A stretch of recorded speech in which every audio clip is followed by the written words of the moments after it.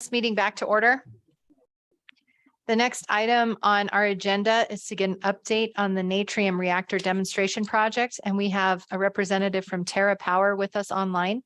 So welcome. Please unmute yourself and turn on your camera, introduce yourself, and we will let you know if we have any problems on our end hearing you. Okay, I'm Tara Niter. I'm the project director and a senior VP at TerraPower. Can you hear me and see me? We can hear you and see you. Okay, great. So good afternoon. And then really speak up so we can really hear you. Okay, good afternoon. I'm very happy to be here. I'm sorry I wasn't able to come in person, but glad that I can at least join you remotely. I wanted to give you a brief update on the project and in particular the engagement we've been having with the tribal representatives. The Natrium Reactor is a nuclear plant that will generate 345 megawatt electric with storage capacity to allow peak generation of up to 500 megawatt electric for 5.5 hours. It takes up approximately 40 acres of land and will be located a few miles away from the Naughton coal plant. We're currently in the process of performing a design review for readiness to perform the safety analysis for submittal of the preliminary safety analysis report to the NRC. That preliminary safety analysis is part of the application for the construction permit, which we intend to submit to the NRC by the end of next year. We believe that the Natrium Reactor is beneficial to the local community because it brings valuable jobs and is a clean energy source. So what have we been doing on site? We first performed our site characterization activities between December 2021 and June of 2022. This primarily consisted of erecting a tower to take meteorological data and also obtaining bore samples of the soil in various locations at the site. We are aware that there may be culturally important areas on the site and have been intentional about protecting those areas. Each area that a borehole was drilled was surveyed by an archaeologist before they started work.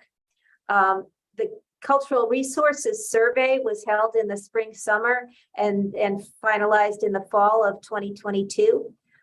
11 tribes were identified as having potential concerns regarding cultural and/or religious importance of resources within the Natrium demonstration project area and associated transmission and water corridors.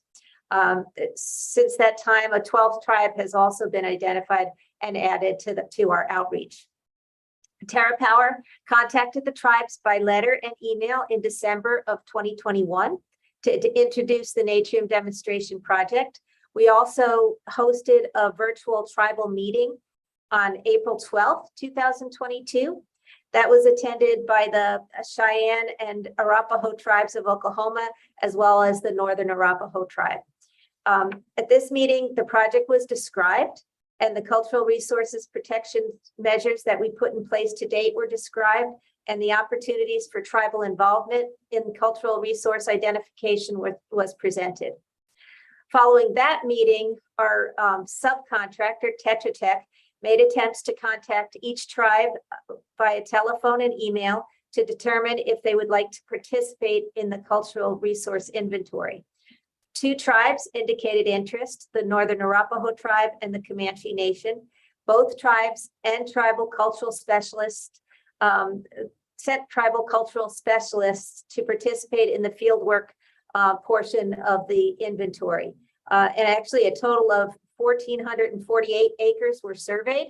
That included areas where easements were required and where you might have transmission lines and water lines, etc. There were artifacts found during that cultural survey, and these are being evaluated for the National Registry of Historic Places. We've reached out again to the identified tribal nations and have offered to visit them in their locations to discuss the project. The Northern Arapaho responded, and George Wilson, our licensing director, and I from TerraPower, as well as Mary Richmond, who is responsible for the environmental report at Bechtel, visited them on September 2nd, 2022. It was a very good meeting. And we described the plant and answered any questions that they had. Some key points were that they were very interested in jobs, and even though the plant is located pretty far from the Wind River Reservation, they told us that it's not a problem to travel long distances and stay in those areas. They told us about engaging with TIRO for employment opportunities. And this was a very big thing for us because we are being challenged with in writing our environmental report. Are there enough resources in the area to actually construct and operate the plant? So this has been will be mutually beneficial in the future, I believe, because this solves a problem and also provides potential opportunities for employment. They also recommended that we speak with the Central Wyoming College because we could possibly have some coursework that we could provide at that college, which is located near the reservation. And we have started to engage with that college and have assigned an employee here at TerraPower to work with them. Let's see. I think that they also told us that the artifacts and the areas that are being looked at are looked at very differently by tribal members than they would by other people that are not so informed about what's important to them. And so we very much appreciate and welcome their involvement in the assessments going forward.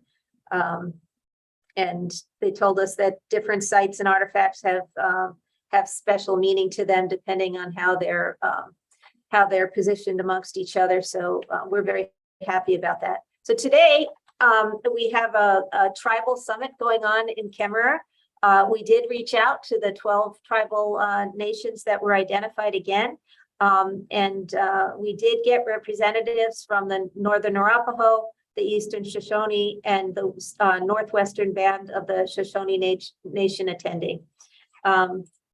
And I just want to say that TerraPower recognizes that we are not the official entity to perform consultation with the tribal nations. That is the responsibility of the Nuclear Regulatory Commission of the United States. However, they don't get engaged during the project until we submit our application for the construction permit. And we are just really trying to have early active engagement to make sure that we're doing things correctly, and we really want as much as engagement as the tribes are willing to provide. That's the end of my prepared statements. Do you have any questions? Questions from committee members? Thank you for being with us and for that overview of your consultation efforts. I think you rightly note that is an obligation of the federal government, but certainly outreach is good and dialogue is good. So that's a good thing to know. Mr. Co-Chairman. Thank you, Madam Chairman. And I think it's important and appreciate the fact that you're trying to touch base with the two tribes here in Wyoming through every means possible, which included this committee. And we know it's a lot of extra work on your part, but as this moves forward for the benefit of the state, they're a key component of our state structure, and appreciate your effort in doing that. Thank you. Is there anyone online that would like to testify on this topic? Is there anyone in the audience that would like to testify on this topic? Okay, seeing none, we did have invited Eastern Shoshone or Northern Arapaho Business Council members, just wanted to make sure no one, okay. Not seeing anyone, we'll close that topic, and then we're ahead of schedule now, Mr. Co-Chairman. Thank you. Thank you so much. Thank you. We're going to move on to the topic of education. The first item that we have on our agenda is programs, facilities, and recruitment and retention for Native American students. We wanted to thank the Native American Education Research and Cultural Center for hosting us for lunch, inviting some students. I think we had some nice conversations over there during our lunch break. We also have representatives from Central Wyoming College in our audience. Because we're ahead of schedule, I think, if CWC is ready to present, we could just jump in and start listening to your presentation, and we'll circle back with the UW presentation here. I think we're a little ahead of schedule, so. Oh, there they are. Up to you. Here we go. I guess we've got UW here, the whole team. Still going.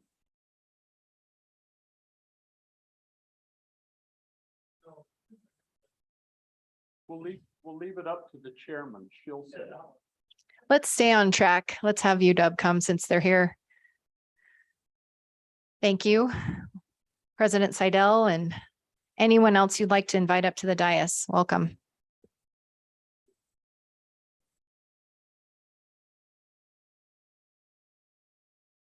Let's see, is that on? Yes. Thank you, Madam Chair. And Hey. Mr. Chairman, thank you. Hello. First of all, I apologize for not being able to join you at lunch. I went to Walmart for milk last night and I came home with 3 vaccinations and it's caught up with me at lunch today. So I apologize. So I'd like to just give a very brief overview of what we've been doing, particularly since we visited with you last year. And I hope you'll see, but I certainly think we all feel very positive.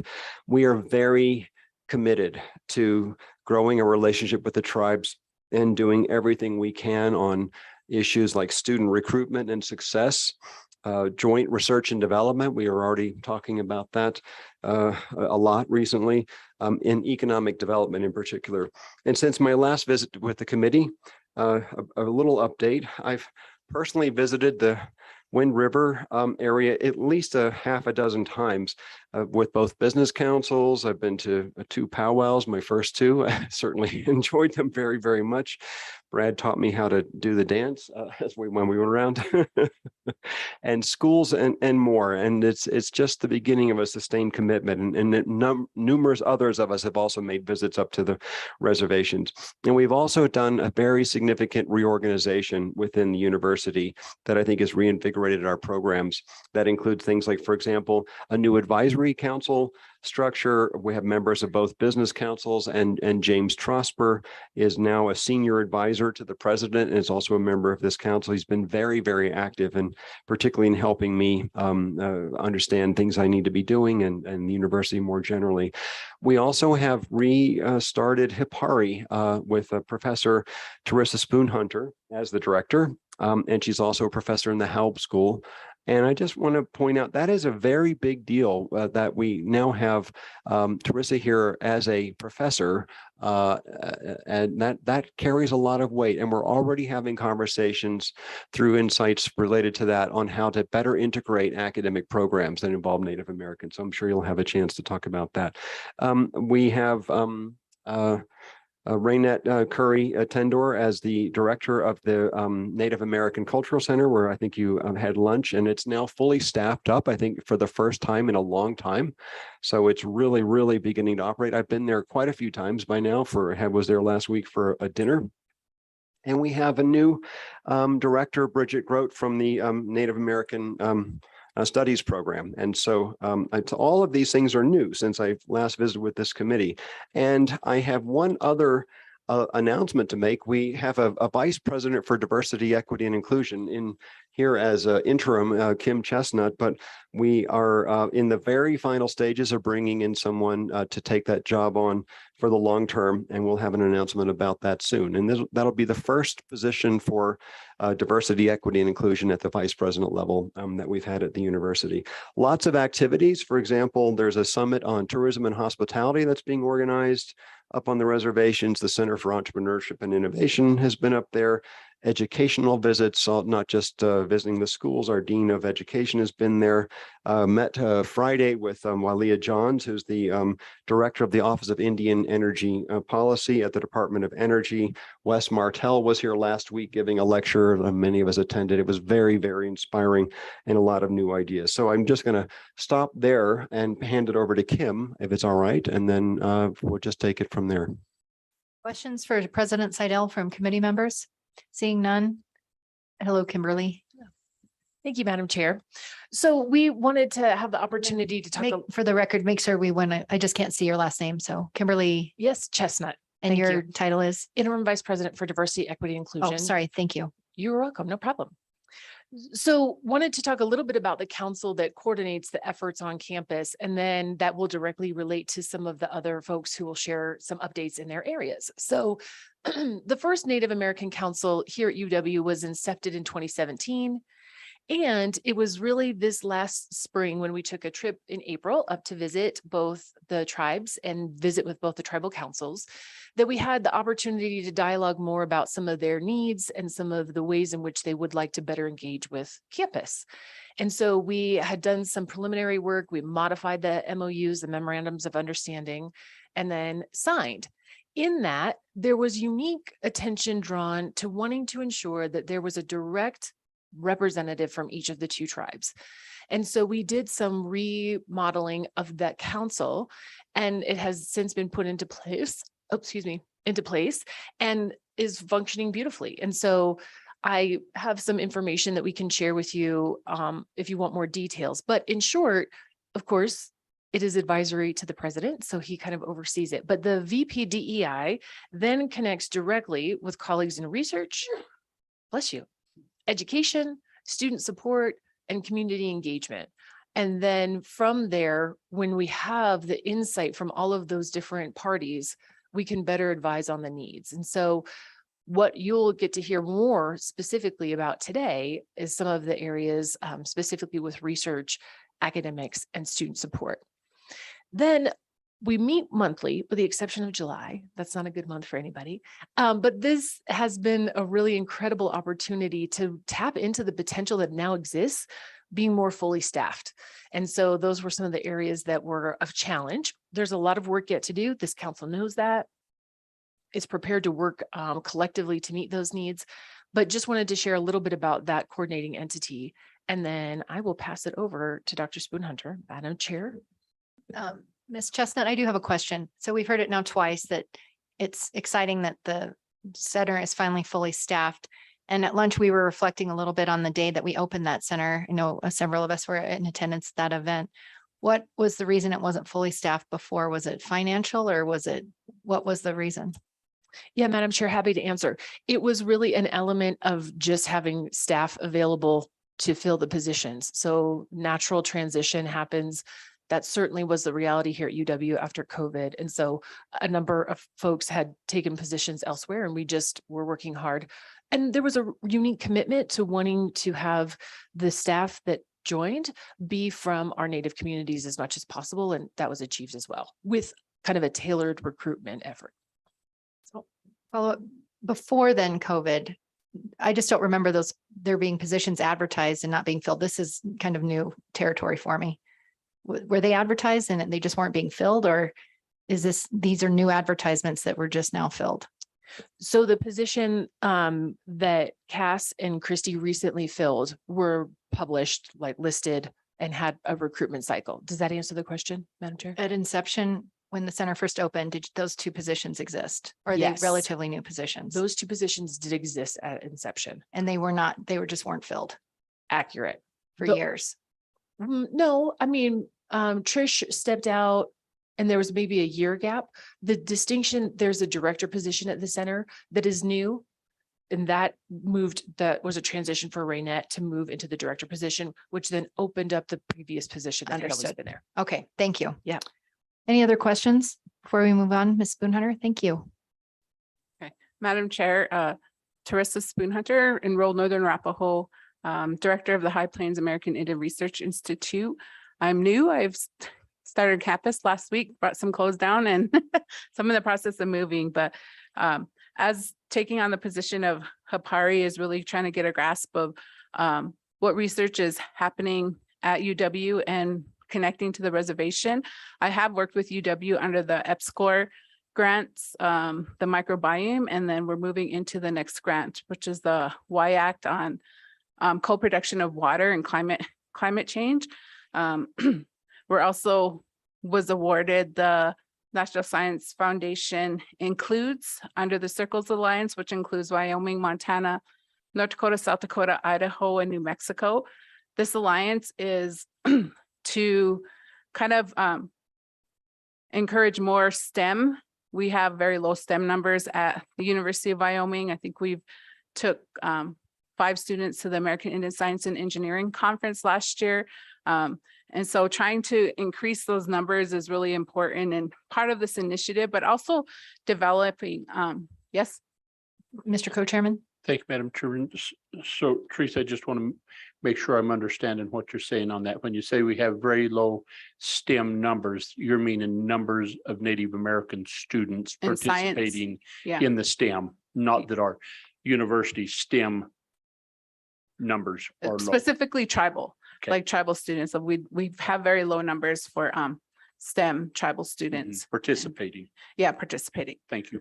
And so, yeah, and so that's one of the grants that we're working on, that's bringing in, and it's also doing, bringing in like traditional ecological knowledge into STEM, or more or less, incorporating tribal worldview and how they've survived on their landscape, how they interact with some of the natural resources. And as a professor in the Hop School, that's really important to make that connection. I did make a comment before I came here that the Hop School hasn't worked with the reservation directly. And next thing I got a phone call and asking if I would be willing to be an adjunct. And so we're currently planning a trip on November 1st with the tourism group, with the Worth Initiative, to make connections on the reservation. Prior to me arriving here, we had the Out Culture Initiative, which was the National Endowment of Humanities grant, which required a $150K match. To date, there's been a $75K match looking at ALK, oral history documentaries to help develop teaching modules, hopefully to align with the Indian Education for All. Other collaborations we have is the Intertribal Ag Council is willing to come and recruit some of our students for internships. We have a partnership with the Western Migration Initiative with the Northern Arapaho Ranch. The Wind River Partnership with the Greater Yellowstone Coalition under West Mortal. And we participated with the Tribal Water Engineers Program, which is both tribes, the Shoshone and Northern Arapaho, on the Agricultural Resource Management Plan, and also hosted some of their drought planning meetings. So, ho-ho. Okay, questions for Ms. Spoonhunter? Mr. Co-Chairman? Starting at the bottom of my list, Teresa, do we have enough internships available to the kids that are needing them? That's a big deal moving through that 4-year cycle of being able, starting about your sophomore year, to have an internship in an area. Are we able to provide those? Ms. Spoonhunter? So, Madam Chair, currently we have through the EPSCoR, we were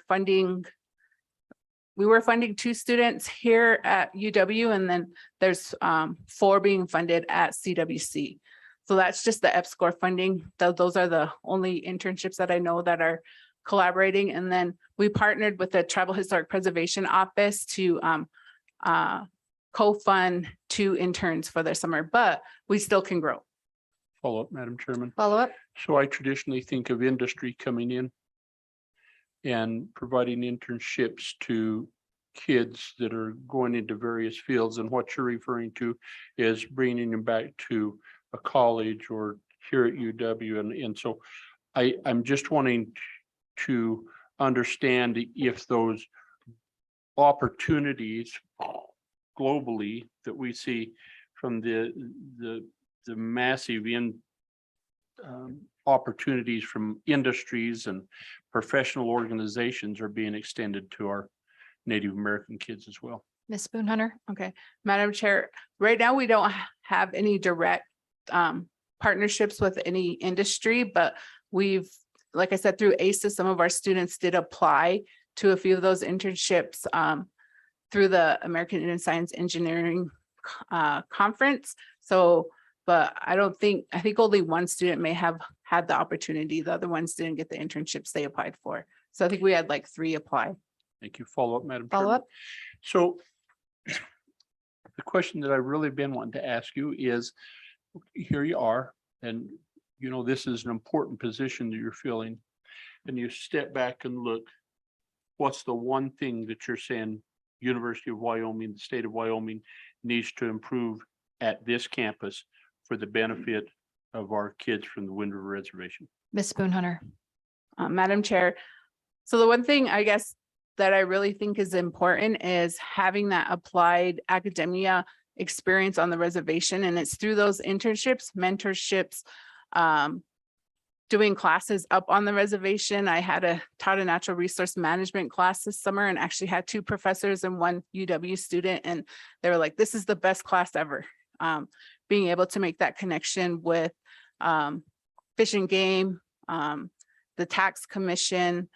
We bring in different tribal programs. And so being able to give these students that opportunity to see how their education program applies on the reservation is really important. And I think, you know, and one of the, you know, having Westmore Child here last week kind of really opened the eyes to our administration on, you know, Native American Indigenous Studies isn't just culture, gender, queer studies. Native American Indigenous Studies is oil and gas, natural resource management, education, culture, archaeology, economic development. So, Any other questions for, I see we have another panelist here. Did you want to address the group? Hi, my name is Bridget Grote, and I am from Naknek, Alaska. I am a Yupik, Alutiiq, and Dena'ina. I am the new director of the Native American and Indigenous Studies program. I got here in August, so I'm pretty new to the position. Currently, we have both a NAIS major and a minor and a graduate minor. Part of our program is a language requirement. So we do have the Arapaho and Lakota language classes. And in spring, we are going to add the Shoshone language classes. And we're in the final writing of the job advertisement. We are housed in the School of Culture, Gender, and Social Justice. And we are working to cross-list more of our classes to reach more of the campus community. We also, with the languages, are seeking to connect with the tribes and to offer these non-degree seeking classes so that more people can have access to the language classes. We are looking as the academic side to work more with Hapari, just so that our Native students will be able to work with their own communities. We currently are still struggling with our tenure track Native faculty. We currently have 4, and of course would like a lot more. Over the past 10 to 15 years, the most we've ever had is 5, with 1 being the least, and probably averaging at about 3. Throughout campus, there have been on the average 15 Native faculty and staff members on the average for the last about 20 years. So, thank you. Mr. Co-Chair? Thank you. So, Bridget, my question to you then, would one be able to come out with a bachelor's degree in Native American Studies? Yes. And then what type of disciplines are included in that? I mean, is there any public administration? Is there any, as you talk about Indian studies and working then back with their tribal entities, what is it that you're trying to accomplish with that degree? Ms. Well, Groke? Thank you. Our degree is very multidisciplinary, so we try to set students up for work within their own communities or going on to graduate school, law school, things like that. Do you have any data, Ms. Groke, about how many of those students are going on to get either graduate degrees, law degrees, or becoming doctors through WWAMI or anything like that? Do we have that info? We currently weren't able to find that information either. I know we have one student that's in law school right now. So. And then a follow-up, I think one piece of this is the recruitment, which I think we'll get to discussing, but also the retention. That's a number we try and follow and track closely, is how many kids not only are coming here, but staying here and, eventually getting that degree. So I don't think we've covered that, and I don't see it in our materials. Is that coming in a presentation? Oh, and we've got Renette here as well, so. I didn't address that, but yeah, that is definitely a concern for all of us to be very supportive. So. Okay. Mr. Co-Chair? Madam Chairman, and I'm also interested in your comments on the tenure track for faculty. It looks like that's fluctuated quite a bit. And so my question would be, why is that fluctuated? And then what are we doing to stabilize that so that people would be incentivized or have the desire to stay in longer? Ms. Groke? I think mostly it's receiving better offers from other institutions. That has been a challenge. I know the last two directors left because they received other offers. I think retention is difficult. I think only one of our current Native faculty has been here for quite some time, but most of the rest of us are very new. So there's been a high turnover rate for sure. To follow up on my co-chairman's question, so the better offer, I just want to understand, is it solely financial, or is it people that just say, I cannot handle another Laramie winter? Just trying to understand that a little bit better. Yes, Chairman, I think it's a combination of both. Mostly from what I can tell, it's been a lot of financial, but also people going to where they're from too. So, Follow up, Mr. Co-Chairman? So then that would imply that most of our faculty have not been from Wyoming. Is that true, Ms. Groke? I think it's a mix right now, though. I guess there are two of us not from Wyoming and two from the area. So, okay, President Seidel. And thanks, Madam Chair. Just to add a point about this, we are working extremely hard on recruitment and retention at the university now. The trustees and the foundation have provided some funds recently that we're going to be using specifically to address exactly these kinds of issues. If someone, not only once they have an offer, we want to know before they might have an offer, are there things we need to do to address their situation? And so we're working hard on that. President Seidel, maybe along those lines, when you're looking at, building top tier education and other programs, I'm sure you're looking across the country at who's got those, marquee professors that we'd love to recruit. Is that happening for Native American Studies? Can you talk a little bit about some of your efforts there? I can say we are discussing this, Madam Chair. We have begun to collect information. We actually recently visited South Dakota State University, went with Brian Dunn, the president there, and talked a lot about their approaches to working with Native American communities. And they've done a very good job there. So we're collecting information right now as we think about our next steps. Thank you. Any other questions before we move on to our next panelist? Seeing none, it's not Tedor, I apologize. Curry. Mr. Curry. Thank you, Madam Chair. So as you got to see over lunch, you got to physically see the space that we're talking about, the NARCC, which we call the Native Center. Maybe for the record, how about introduce yourself yes. for those listening online? Thank you. Yes, Renette Curry, Director of the Native American Education Research and Cultural Center. The NARCC, or Native Center, is what we call it. So yeah, as you got to see, the Native Center is a place of community support and engagement, and all while learning for our students. We aim to make that sense of community amongst our Native students, and that's what the Native Center provides for our Native students. We provide multiple opportunities, internships, part-time employment. We as you got to see meet two of our student interns We also provide different learning opportunities and student engagement across campus. And we kind of encourage that coming out of the Native Center to not really be, that's our home base, but encourage them to be involved outside of campus as well.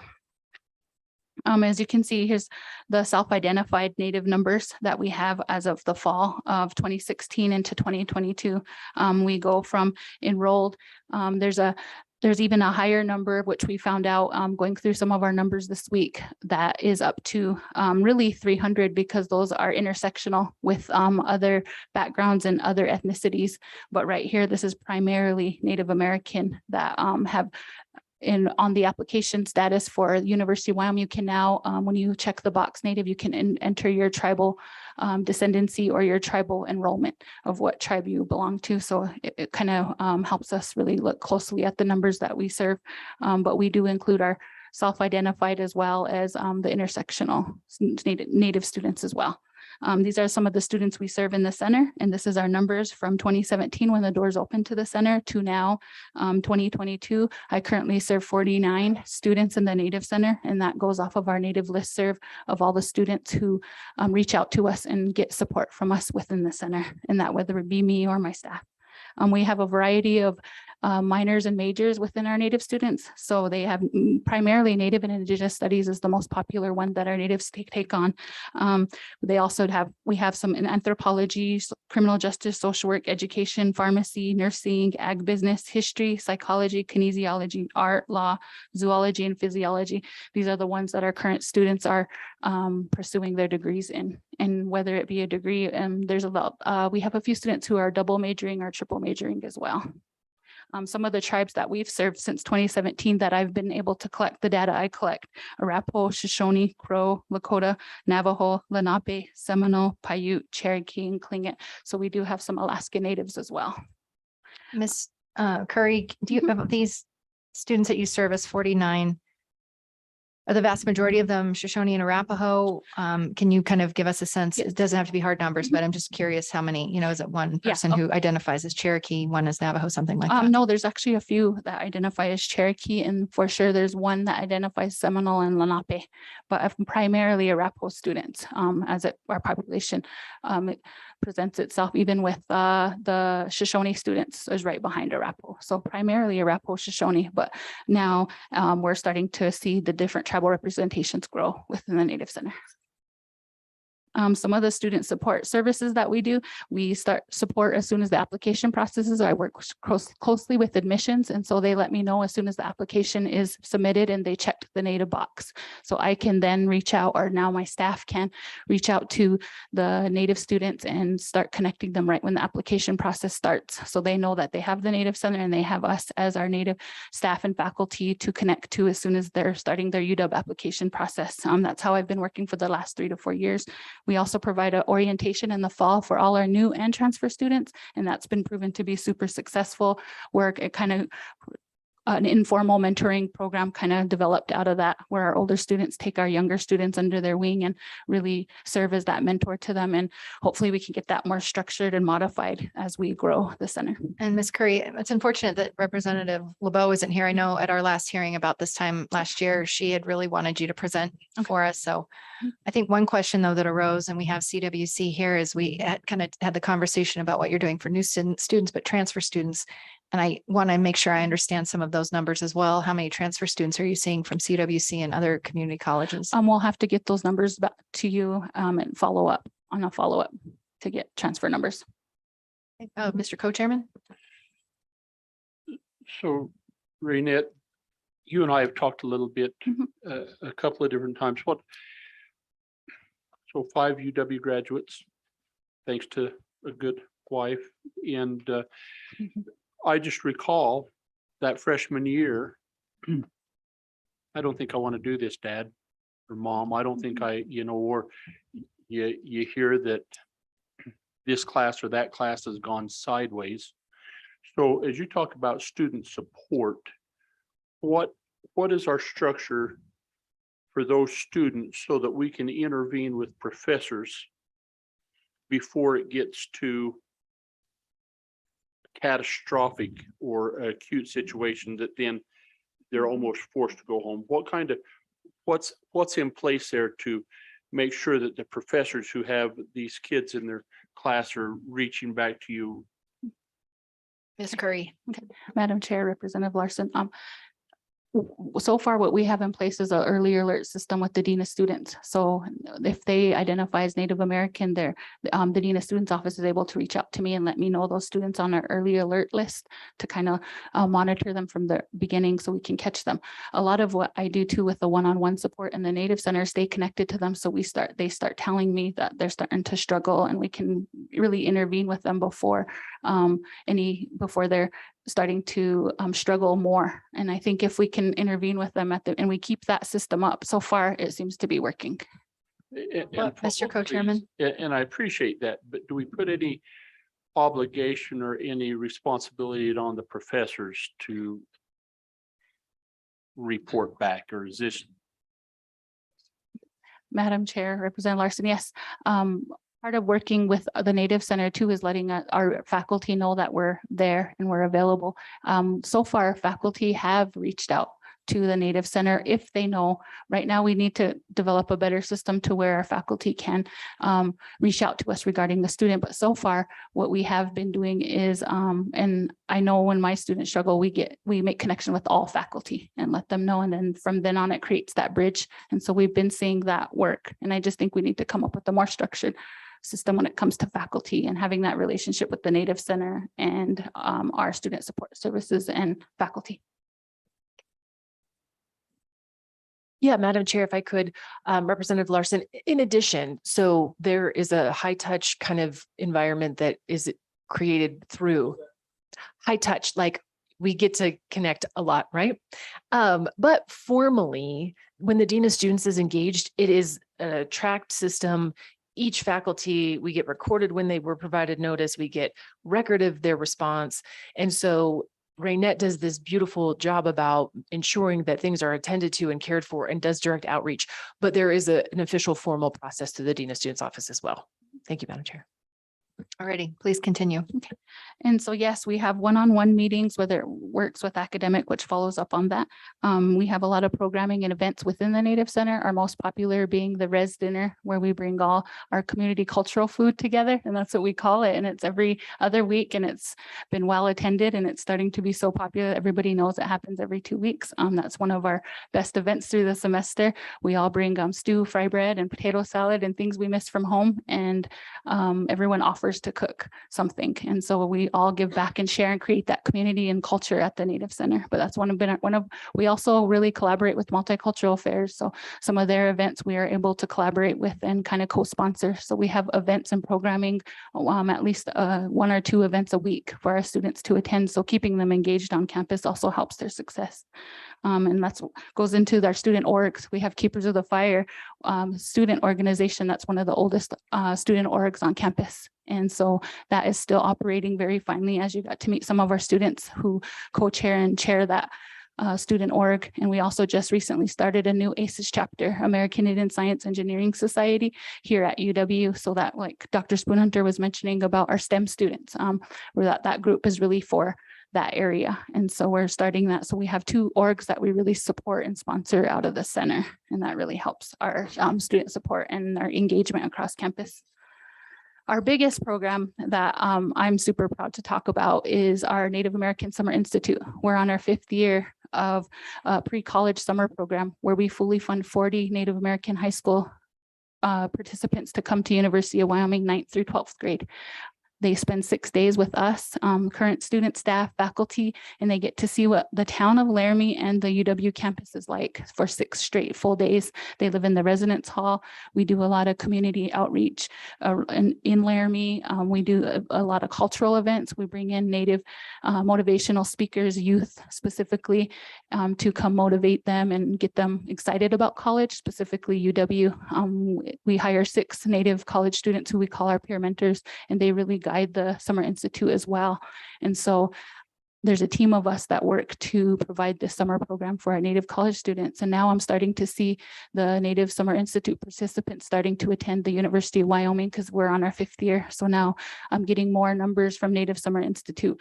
At least 3 of our students in the at the lunch today were participants from Native Summer Institute. So it's showing that it is working. And so I really love this program and support it. And and after, like I said, I'm now starting to see the numbers increase due to the Native Summer Institute. It's something I'm excited about. Thank you, Renette. What is kind of the cost then? Because you mentioned it's a fully funded, and I'm just kind of curious, and I do get questions from people often of how they can support specific programs like this. So I just want to know, hey, if you want to do this, this is something you could donate to. Yes, Madam Chair, we start off with $25,000 and we get tremendous support from departments and programs across campus. Total, I think we're going up to about 45,000 after it's all said and done, but it's not without the support of many programs and departments, along with the university, which funds the first part of it. And then the rest is all supported by departments and programs across campus. And then we also have a foundation account that on Giving Day, which is coming up, we get funds from that as well. And we recently got a fund from the Wyoming Community Foundation to help us with the last Native American Summer Institute. So we do some grant work too as well to fund that.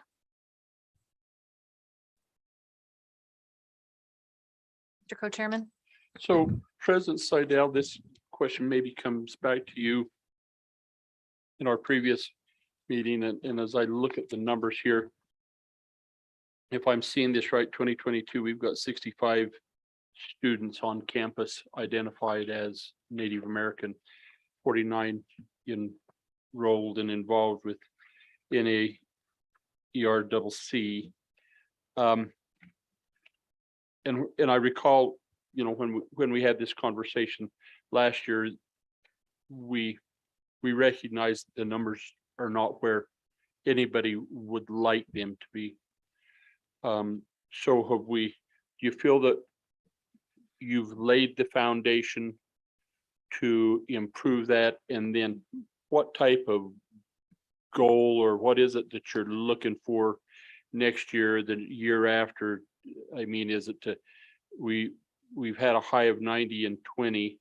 We're down, we've dropped down the last couple of years for a variety of reasons. So can you just give us your projections and goals? President Seidel. Thanks, Madam Chair. Representative Larson. Well, first, let me just say, I think the numbers are showing that we're recovering from COVID. I mean, that clearly was a huge hit on the whole enterprise. So we're pleased with that. I don't currently have projections for where we anticipate being, although I don't know if anyone here may, but we're about to have an enrollment retreat where we're going to look exactly at these issues. How many students do we anticipate being able to attract? And also we're focused a lot, not only in attracting, but in student success. And a lot of what RightNet is doing is aimed at that part as well. We're very bullish on coming to the reservation and meeting with students and trying hard to recruit them. I personally went to Fort Washakie High School very recently, invited everyone there up to the president's box for the football game, and many of them came. And just a small example of what we're really trying to do. I think hopefully it had a good impact. So I'm confident that you're going to see numbers improving, but I can't give you a specific projection. Righty. Are you concluding with your presentation, or you have more that you'd like to tell us? I think I'm just on the last one for scholarships. As you can see, those are the scholarships we offer for our Native students. Northern Rap Endowment, Chief Washakie Endowment, the Alumni Association has a scholarship, the Winifred Yap, and we have 3 out of the Native American Indigenous Studies scholarships that we offer. Our Native students are also funded through Multicultural Affairs if they are selected to get those scholarships as well. And we are just now, with the collaboration outreach of the Native Center, getting to know and hearing other departments' programs that our Native students can qualify for their scholarships. So with the outreach of our Native Center, that's what we plan on focusing on, more funding. Mr. Co-Chairman. Thank you. So do you have a feel how many of these 90 kids that come, how many are on a Hathaway plan? how many of them have additional scholarships? And of these scholarships, of 6 that you identify there, annually would equate to how much money? Anyone from UW? Ms. Chestnut? Yeah, Madam Chair, Representative Larson. So I recently looked into how many of our Native students are on Hathaway. It's quite limited. And so we can come back to you with the exact number of students per year along the same timeline, but it is notably low compared to our normal student body as a collective. And then I can work also to get the exact details of the nominal value of the different awards. Follow up. Follow up, Mr. Co-Chairman? Thank you. And the reason for the question is then as we look at the financial burden on the student and on the family, if we don't have the Hathaway scholarship in place, and if these scholarships that are available to them are limited, then how do we augment or how do we help them with the other than loans or whatnot? And so is that conversation taking place? Ms. Chestnut? Madam Chair, Representative Larson, yes, we are further exploring the ways in which additional resources and support can be allocated to this community particularly. So would be anticipating an update for you certainly next year, if not before. Any other questions from committee members? Do you have numbers handy, or even maybe not today, but on how many of our high school Native graduates are needing remedial coursework when they arrive at the university? Madam Chair, we can also coordinate that information and get it shared with you. Thank you. As you know, I serve on the education committee. We look at those numbers. We like to know. Any other comments from committee members? Any other additional thoughts from our panelists? Thank you so much for hosting us here today, Mr. Co-Chairman. I think just got excited. I did. I just, President Seidel, thank you for having everybody be here today. But if the reason we met here, as we pointed out, a good chairman pointed out this morning, was education really is the key. And you are our education, our community colleges, but you're the key. And so really focusing and saying how do we take these limited resources of the state to make sure that we in some manner are enhancing or doing a better job. It's just really important. You guys are key. Thank you, Madam Chair, Representative Larson. We're absolutely committed, and I think you'll see results as we go forward. So look forward to reporting more next year. Well, thank you so much. And also just a shout out to Mike Smith, who you just added to your team. Really well-respected person, has been doing an amazing job reaching out to me already. Felt very prepared for this hearing today. So kudos to you for bringing him on board. I think he'll be a good person for the university in Wyoming. When will he become a good person? I think so. I think we might get him there, right? So, okay. Thank you so much. Thanks a lot. Bye. All right, the next group that we'll have on our agenda is an update from Central Wyoming College. We had President Tyndall. I don't believe, Yeah, we do. That's right. This one, That one. Brad. Topic number 6. That one's in color. This was in black and white. Oh, I see it. I just didn't see that. It looked different.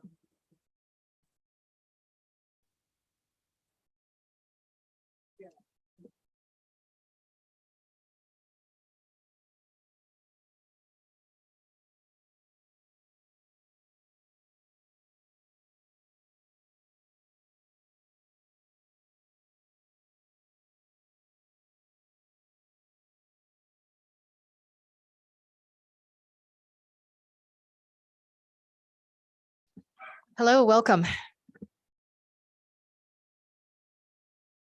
Brad Tyndall, president of Central Wyoming College, and with me is Good afternoon. My name is Rory Tindor. I'm the Native American Student Support Services for Central Wyoming College. Teresa Spoonhunter, adjunct for Central Wyoming College. formerly full-time, but now at UW painfully poached. And if I may recognize Madam Chair, I noticed that my 2 sons are here and one of them came with his professor and class. So I think we have a class from social justice here. So just so you know, Maybe we'll get the social justice folks. Can you raise your hands so we know who you are? Thanks for coming and being part of our hearing. all right, Madam Chair, so you have my presentation, and so we're trying to be very cognizant of your time.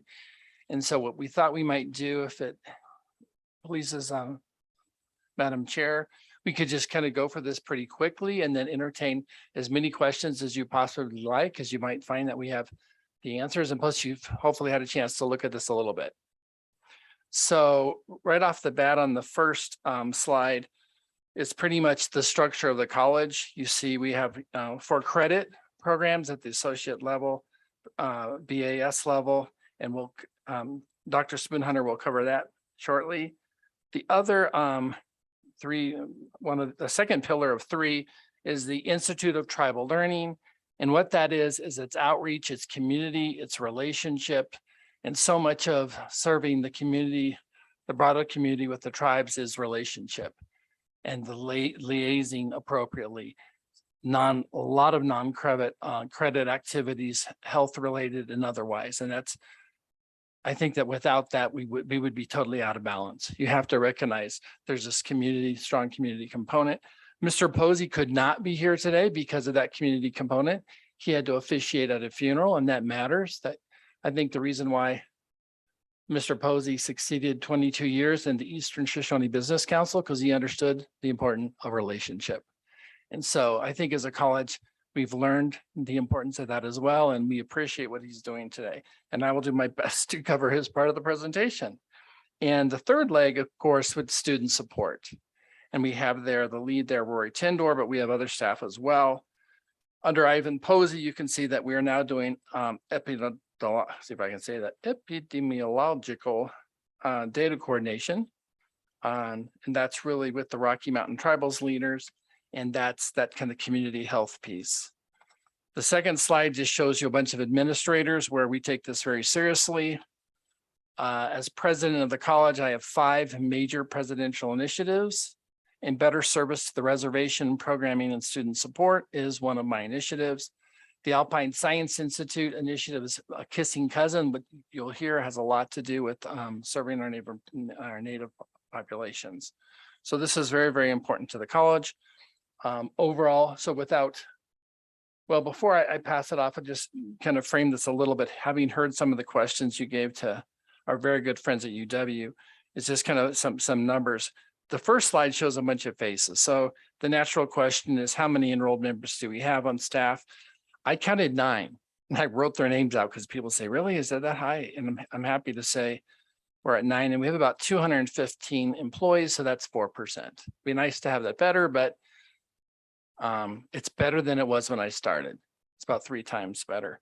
In terms of adjunct faculty, I could count 5, and we probably have 50. So that's like around 10%. So it gives you a sense of staffing. And so let me give it to Dr. Spoonhunter to talk a little bit about what we do on the kind of 4 credit programs, economic development, and research. Madam Chair, Dr. Teresa Spoonhunter. So I've really worked on updating the program to give more to align with the Bachelor of Applied Science in Tribal Leadership, due to the fact that there is no, requirement for our tribal leaders to run for council. But we really want to try to help be a resource for them in providing some core curriculum in federal Indian law, tribal governance, nation building, natural resource management. So those are the courses. Of course, we aligned, all our courses have to be aligned with UW. So we just kind of put some main courses together to help meet the needs of tribal leadership and making decisions through some of the outreach work funded by the EPSCoR program. We initially through EPSCoR, I was a mentor for STEM students and, trying to find them those mentorships, internships. So we had some working directly with the diabetes program in health, fish and wildlife, fish and game. We had some attending like the Tribal Water Board meetings under the mentorship program, and really giving them that experiences, when we ask our students, do you want to go into STEM? And most of them say, no, I'm not good in math. I'm not good in science. And so we had to really rethink, how do we address these issues and these numbers? And it was through having, initially about the internships, we advertised 2 internships and nobody applied. And so we had to get creative, and, nobody wanted to commit, 5 or 10 weeks to an internship that didn't pay anything when they could go work at the casino all summer. So that was an issue that we were up against. So we had to figure out, how do we make these competitive? And so we start having these short workshops, 4 to 5 hour workshops at the Wind River Tribal College, on just various issues, bringing in Jason Valdez to speak about the Bison Initiative, bringing in the diabetes program, bringing in educators in health science. We also supported students through micro grants, and one of them wanted to do the chokecherry revitalization. And so initially we just let the student go on their own, but now we were like, okay, she needs more support from a faculty, from a scientist perspective. So really trying to bridge traditional knowledge, traditional practices of gathering plants, using water, was really where we tried to use the EPSCoR funding to kind of start to encourage our students to say, the way you live when you're gathering stage, when you're putting up the sweat lodge, when you're getting wood for ceremony, when you're making your vows, for the Sundance throughout the year, that's STEM. And when we interviewed our chairman of the Culture and Language Commission, William C. Hare, he said, we are STEM. But, when you say that to students who are primarily trained in Western education through K through 12, and they don't have that connection to their the separate worlds for them. And so through this program, we really tried to bridge the gap through the leadership option and also the NAS program. And so we recruited Jason Valdez to teach an intro to environmental science. And even him, at first, he's like, I'm just going to teach from the book. He's like, because I'm new to teaching, that's something I do. I was like, you know what? You can have your lab at the bison pasture. He's like, can I? And I said, yeah. I said, we just got to make sure that you have 16 hours of lab. And he's like, I can do that. I said, yeah, you can do that in Friday, Saturday, or 2 Saturdays a semester. And so we really tried to tailor his course, and that's how we tailored the natural resource management course. It's a short course. It's a week-long course in June that him and I team teach on, all aspects of natural resources. And so that's really kind of open, it encourages place-based education, which is a foundation for traditional learning experience, hands-on. And so we've really got some good feedback from our students, and making that cultural connection. And we have, one of our students was awarded at ACES as the Rising Leader Award. We did some presentations up in Jackson, just with some of our STEM elders, our TEK elders at we had a powwow there in May. And so we had an educational component where we brought in, just did some different things that we do as tribal people, but is educational and can educate, non-Indians as well. And it was really good. It was a little bit hard because when we set it up, we were competing with the powwow. So a lot of times we couldn't hear our presenters, but we brought in the Language and Culture Commission, Jason, the Tribal College, and we even played hand game. And so we, got to share some of our way of life with our neighbors in Teton County. We've focused on recruiting some of our Native students into the Alpine Science Institute outdoor education. And they've been able, through EPSCoR, we've been able to sponsor them going to Mount Everest, Gannett Peak, and the latest ones was the Mount Kilimanjaro, the bikes, and looking at some environmental air quality. So that was kind of some of the things that they were able to do. And they're continuing to, expand and, have more insight into going into science. Yes. Ms. Spoonhunter, a question from my co-chair. My question is to the University of Wyoming. Did you hear that? Mount Everest, Kilimanjaro, Gannett Peak, right? All right, Ms. Spoonhunter, please continue. Okay. For the Okay. people who can't see or hear that, there was some head shaking. So, okay. So Madam Chair, I'm Another thing that kind of fell into our lap, initially it started at UW, was the Wind River Startup Challenge. They did have a business symposium, but the initial focus of the EPSCoR funding for economic development was supposed to be on the reservation. So EPSCoR reached out and said, Teresa, since you're doing all this other stuff, do you want to run the startup challenge? And so that's how we end up getting the startup challenge through CWC as a sub-award. In the first year, we awarded $25K. The second year was $35K seed funding for 2 new ventures. And this last year, we were fortunate to have $50K sponsored by extra funding through Wells Fargo and Microsoft, not Google. Sorry, I did find out on my walk over here. It was Microsoft. And so that's part of the initiative that's going to continue under the Y-Act grant. So we have another 5 years of $25K each year that will be funded, and hopefully we'll have other sponsors. We are looking, because data is a big issue, is to collect some business data on the Wind River Reservation through the Wind River Startup Challenge. So if I may, I was back on your second or third slide where you talk about the Indigenous Studies program. And so I'm wanting to know how well that coordinates with, so if they wanted to transfer down here to Laramie, how well does that integrate into their program? And the second part of that is, in the tribal leadership program, is any part of your tribal leadership program included in your Indigenous Studies program? So the tribal leadership program, the foundation is in Native American Indigenous Studies. So it's a mandate that all our courses have to have the same course number as UW. So they should be transferable they should directly transfer. We haven't had a student do that because primarily the BAS is set up to be on the reservation. And so, but, there has been some discussion about, how can we help some of even our UW students were like, I want to come up there and take that class. And so I even have, commitments from the HOP school that are going to send students to take the natural resource class next summer. And, work with Jason. And that's one of the things as the HAPARI director is and out of the Office of Resource and Economic Development, is to make sure that we maintain that relationship with CWC. I think, CWC is in a good position because, like I said, the reservation will never leave them alone. So I want to make sure that I'm understanding it correctly, because you've got the BAS in your tribal leadership, but up above in that bullet, you have Native American Indigenous Studies program.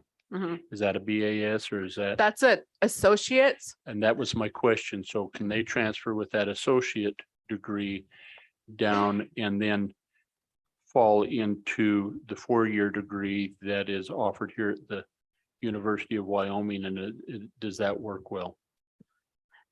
They should be able to, because the course numberings are the same. And so we do have those there's like 15 credits, and the way the BAS was written, it's a lot of business. So it's separate from what the AA is. So it is, the AA should transfer directly to UW.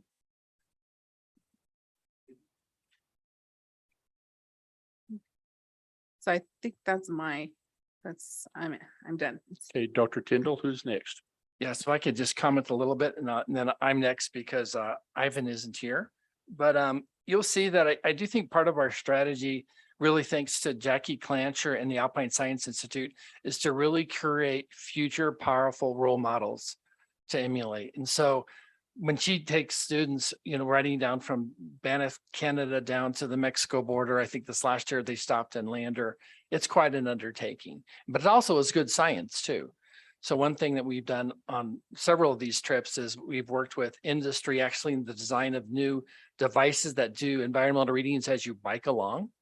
And so they get to do, cool, cutting edge science with new devices, but they really set a great role model for their peers, and they do amazing things that sets their life in motion. We've had the first Northern Arapaho man and woman Mount Kilimanjaro. It's a thing, and it sends this really pride message out. So I do think that work is transformative.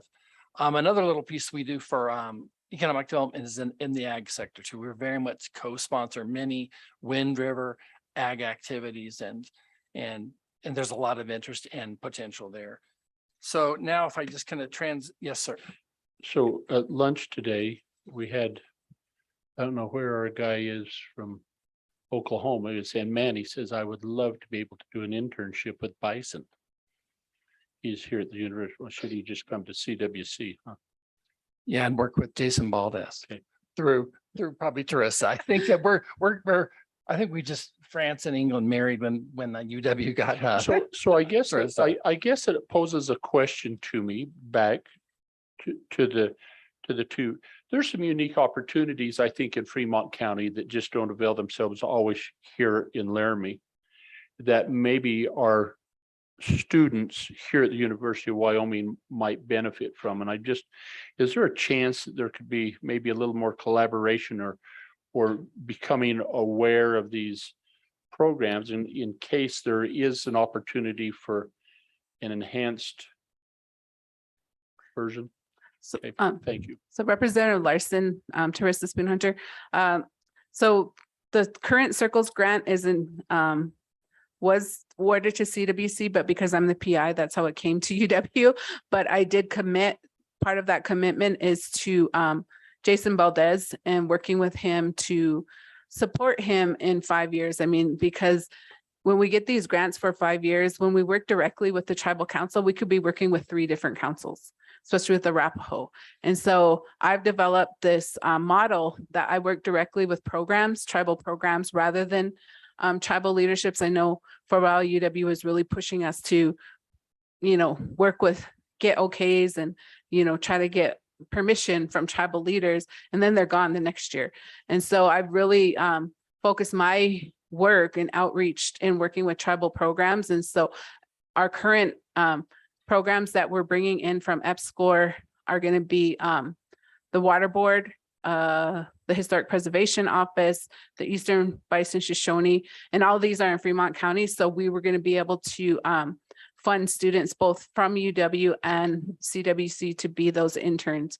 Dr. Tyndall. Yeah, Mr. Co-Chair. Yes, I think the quick answer is we can do more. And I think there is an opportunity. I know we have residence halls are pretty much vacant in the summer. So there's a great opportunity, and that's where a lot of great things happen. And I think we're positioned right, because that when we go up again at peak, there's always a UW faculty member or two with us. And the EBSCoR and the science is very closely tied with UW.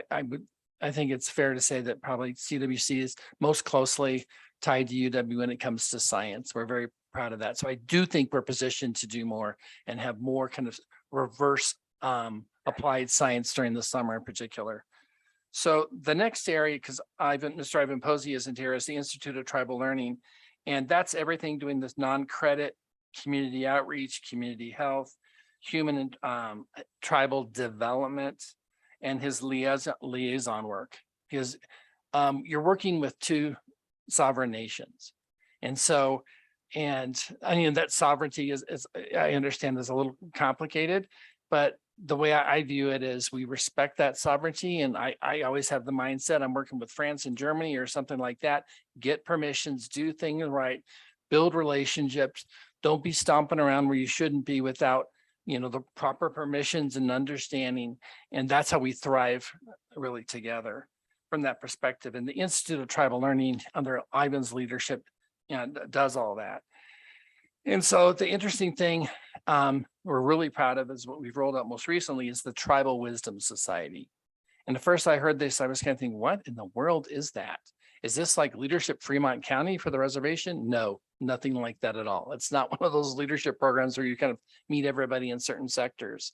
This harkens more to the notions of societies where there was a society of men or women who was responsible for the warriors when they came back, or for the gathering of vegetables, or the society that was responsible for hunting and the support system, or moving the encampment. It's really kind of a social service with a focus. And so what Mr. Posey is trying to do is rebuild the fabric of the community. It's not just we're just doing some Western European leadership program, but really how do you from the ground level build cultural strength and pride and have those people do what we would call service projects. So the 10 students that went through the program last year visited various reservations, talking to elders and others, saying what's working, what's not working, what are your challenges, what can we learn from? And then coming back, they choose an issue, whether it's alcohol abuse or it's, food sovereignty or something like that. And then it's kind of like, I keep on translating it into my Western mindset. It's kind of like that Eagle Scout project, but something that continues on. It's not a one and done, like you build the bench for Eagle Scout and you call it done. This is something that they want this to grow and continue even past this education. And so this is a structure that I would argue that's even beyond our academics or non-academics. This is our engagement with the community with this non-credit activity to help the community as they want, responsive, not the Western mindset saying this is the way you do it, but in communication with the tribe saying, how does development and health look like to you? And this is the program that developed out of that, this Tribal Wisdom Society. Part of what Ivan also does is really trying bringing peoples together. And so this is the 2 courses that were developed are called Wind River 101 and 102. All staff are required to take it, and various community groups are now asking for it. So Riverton Rotary has gone through this, and you'll learn the basics. We do it very kind of non-politically, but what are the historical dates? What are the tribes? What are kind of the rules? How do things basically work? And so we're rolling that out carefully. But all our staff get trained in that so they know the basics of the history of the reservation. Other outreach activities, some of them are very much designed for the Native populations themselves. One of the most contentious issues is blood quantum. At some point, if your blood becomes more diluted, because you marry somebody from another tribe and you say you're no longer a quarter Shoshone, your farm and your ranch, you lose it, and they lose that operation. So it affects the economy, and it's critical, it's existential. So this was a topic that Ivan boldly took out to communities, and mostly it was the Native communities that showed up and said, we're going to talk blood quantum. Well, here we go, because it's contentious, it's difficult, but it's existential. And so trying to bring forward respectfully within the venue of a respected academic institution, difficult discussions and conversations that need to take place. So we've had this on education, natural resources, blood quantum, and other topics. Other thing that Ivan has helped with is previously, we just kind of offered classes on the reservation, just did it. But now we have formal MOUs and we have understandings, and we actually cost and revenue sharing. So we're in this together. We share costs and revenues in our academic endeavors. There's a list of bullets on the other page that talks about the American for Indian Opportunities. We brought in groups, and they've done with our students and community members, what are the pressing, most difficult issues for our students, digging down kind of deep. And one of the things that came forward was family support is everything. And where family support is weak, where the family support is suffering, whether it's generational issues that get passed on or whatnot, it comes down to the end of the day, I need support. I need an aunt and uncle, a parental figure helping me get through education. And that spurred us to get the Nasanti grant, which is the next presentation. And they really needed an auntie. And we got one of the auntie right here. And so we have a squad of aunties now, because it's very, very critical. You need that level of support. And you can see from the list, we have a podcast and newsletter. We show up at most of the powwows, set up a table or participate in some way through our own groups, our United Tribes Club or the Tribal Wisdom Society. We do our own powwows, and it's a time to honor people and to dance and to heal. And we do a lot of seederings and whatever the community basically wants to heal and move forward and create community. A lot of what we do is veteran recognition, because that's such an important thing for both tribes, Northern Arapaho and Eastern Shoshone. We have our Hall of Fame in our Intertribal Center of Veterans. It's just so impressive. And so what Ivan does is he's officiated in a lot of funerals. He's doing a lot of color guard duty because it matters. You think, why is the college doing that? Because that's part of being part of the community. The last slide there for the Institute of Tribal Learning just shows that most recently we did do a powwow up in Jackson. A lot of people participated from the community to watch in their hockey rink, basically. It wasn't ice, it was regular floor, thank goodness. And the Wyoming Humanities Council videoed it and has a beautiful story of the meaning and importance of the powwow. So there's more to be said, but I'm looking at the clock, and let me just pass it now to Rory Tindor to talk about student support in the Santee. So Madam Chair, my position and just a summative overview of what I provide. My primary work, as co-chair is aware, is working in human services. And so our initial work and our appointment to provide service to young people has carried over into the position that I currently serve. We have the opportunity to provide service to children who are transitioning out of care, who are looking for an opportunity to develop their approach in life and to be able to provide service to the community. I think one very essential responsibility that we've all accepted as community members and as tribal members is to be able to hold space for our young people to develop a healthy relationship in academia in a way that they may not have experienced previously, and to also build a relationship with the University of Wyoming or any other institute that provides opportunities within fields to support not only our tribal communities, but initiatives that work in the interest of the state as well. Any questions or information additionally I can provide? Questions from committee members? Madam Chair. President Tyndall. So just a few basics, largely for our audience perhaps, is that CWC is the only state minority serving higher education institution. We were not having that category before because we had a few federal bumps to get through. We had our federal friends in Washington to help get that designation, which is very warranted, because we are in the 98th percentile of colleges serving Native Americans. So by that standard, it's obvious we're a Native American serving institution. But NASANTI stands for a Native American serving non-tribal. We are not a tribal college institution. And with that designation, we get money. It's like a TRIO program. We get about $2 million, and that staffs Rory and others to really up our game in terms of that student support piece with scholarships and training and things like that. I don't think the scholarships is the right training piece of that, but support positions.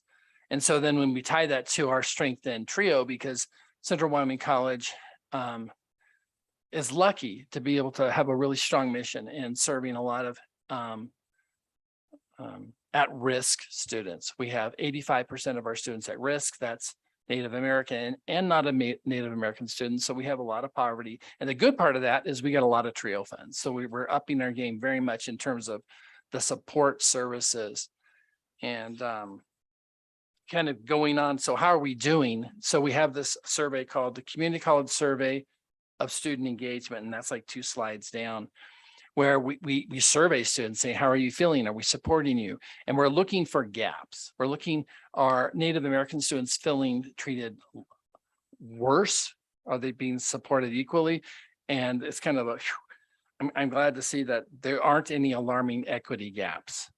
I firmly believe we always need to be doing much more, but I'm happy when I see that we're not having a large body of Native Americans saying, I'm having a terrible experience compared to the greater body at large. So the numbers look good on the aggregate survey level. If we go to the next page, you just want to start, now I'm kind of digging into the data. What you see in front of you is last year's number, and our current numbers just came in, so I'll update them momentarily. But generally, the numbers are very similar. About 13% of our student body is American Indian. Last year, 12% were Eastern Shoshone. This year, it's 17%. That went up. Last year, 36% of our Native American students were Northern Arapaho. This year, it's 37, went up a percentage. The other tribes, self-identified, is still stayed at 8. And so what that meant is the 44% who said, I'm not going to tell you what tribe I am, it's too complicated, or I just don't feel like it's your business, but I'm a Native. went from 44% to 38%. And so that hopefully adds up to 100%. And so that's kind of the breakdown of our students. More details on the next page is 27 of those 260 students were in the Bachelor's of Applied Science. 11 of those were in the tribal leadership option, future tribal leaders, and 16 were this business and entrepreneurship option. So they want to start businesses or make businesses grow. So critical for economic development for the Wind River Indian Reservation. Mr. Co-Chairman? Thank you, Madam Chairman. On that 13% of CW student body, 267. That's the number of Native students. Correct, is Mr. 267. Co-Chair. How many of them are non-traditional? President Tyndall? Oh, boy. Madam Chair. I know that of the, because I checked this number, of those taking the Bachelor of Applied Science, I know the average age was 34. And so I would have to get back with you on the kind of the average age of all those 260 some students. My guess is just from anecdotally, it's probably greater than our student body average, which I think is 27 this year. So my guess is it's around 30, but I'd have to get back with you on that. Please continue. All right, so we're pretty much near the end, and you can see that the most popular majors are biology, which is medical science, nursing, also medical science, the BAS and business and psychology. And then we kind of turning to the student success trends. What you see basically is the gap of student success measured by the number of students in class succeeding from fall to spring. This persistence rate, this retention rate was getting better, and then kind of has gone up and down, but overall it's improved, but not as much as we would like. And the next and final slide is kind of the impact of COVID, and what you basically see there is COVID was not nice for our reservation students. It was very hard. They were impacted more than our regular number of students, our regular students at large, all of our students combined. And but you see that it's bouncing back. The number of honors students graduating with honors stayed solid at 9. We were at in 2019, 2020, we were at 41 graduates, and then COVID hit and we dropped to 30. And COVID, I'd say it's easy to say, was just brutal for our Native populations in terms of just talking to a gentleman, I think with Sergio Maldonado, I think the number was something like 90 funerals or so. And during the COVID, it was just, and that's people's homes and grandparents. And so it was very hard on our American Indian students. And with that, I'm open to any questions. Thank you, Madam Chair. Thank you, President Tyndall. Questions for CWC? Seeing none. Thank you for All right. this information and making the trip here. All right.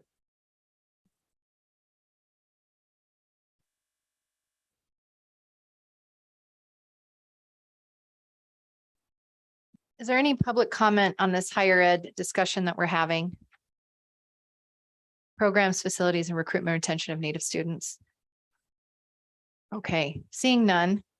I just want to acknowledge, I had the good fortune, the University of Wyoming helped organize a symposium on the 150th anniversary of the creation of Yellowstone National Park.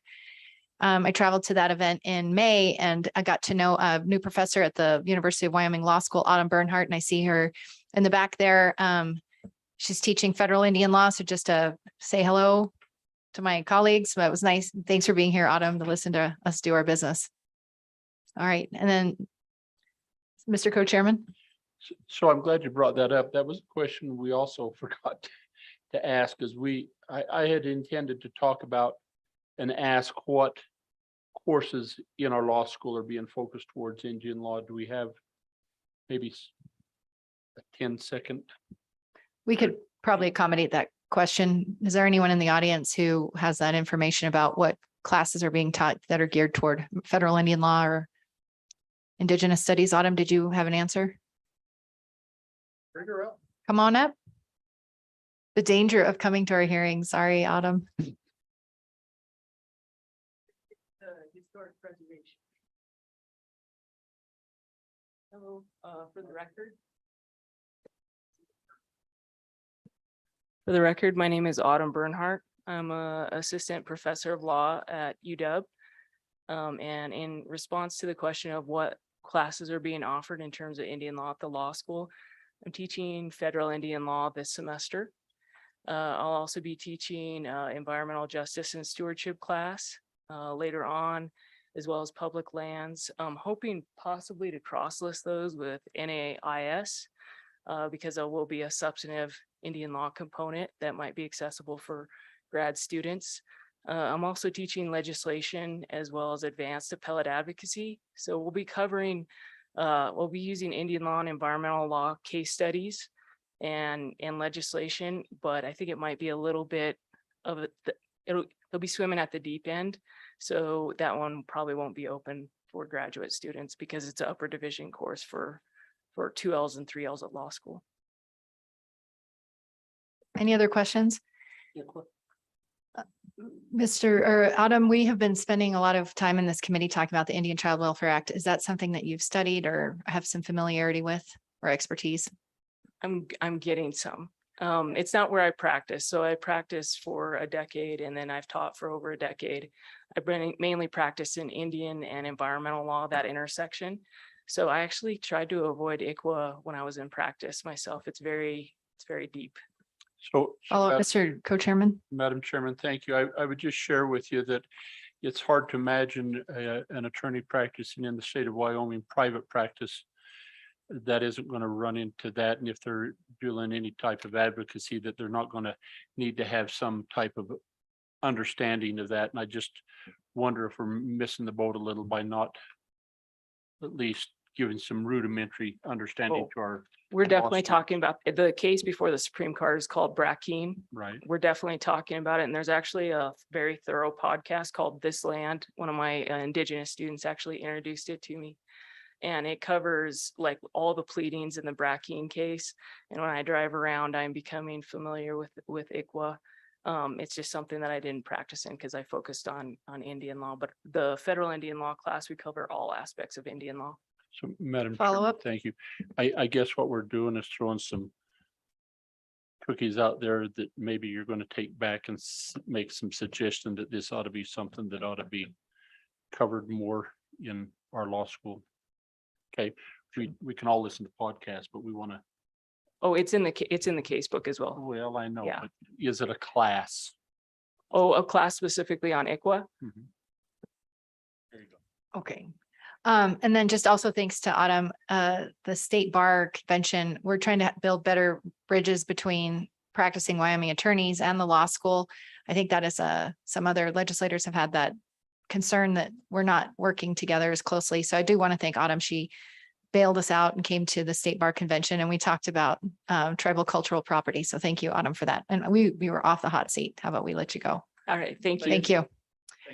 All righty, with that, let's move on to our next topic. It is an update about St. Stephen's School, and I do see the Department of Education here. Welcome. We have Rob Black and Chad. Welcome. Thanks for making the drive. Thank you, Madam Chair, Mr. Co-Chair, members of the committee. My name is Chad Auer, Deputy Superintendent, Wyoming Department of Education. Pleasure to be here with you today. I also have Rob Black, who's a member of the team at WDE, has a long history of working and advocating on behalf of the schools that serve Native American communities in Wyoming. Madam Chair, just a quick update for you on the status of St. Stephen's Indian School, at least our relationship with the school. Number one, we recently received some information. 283 students are currently enrolled. Staffing continues to be a challenge at the school. A number of reasons listed or reported to us are that the positions are just simply difficult to fill at this time of year.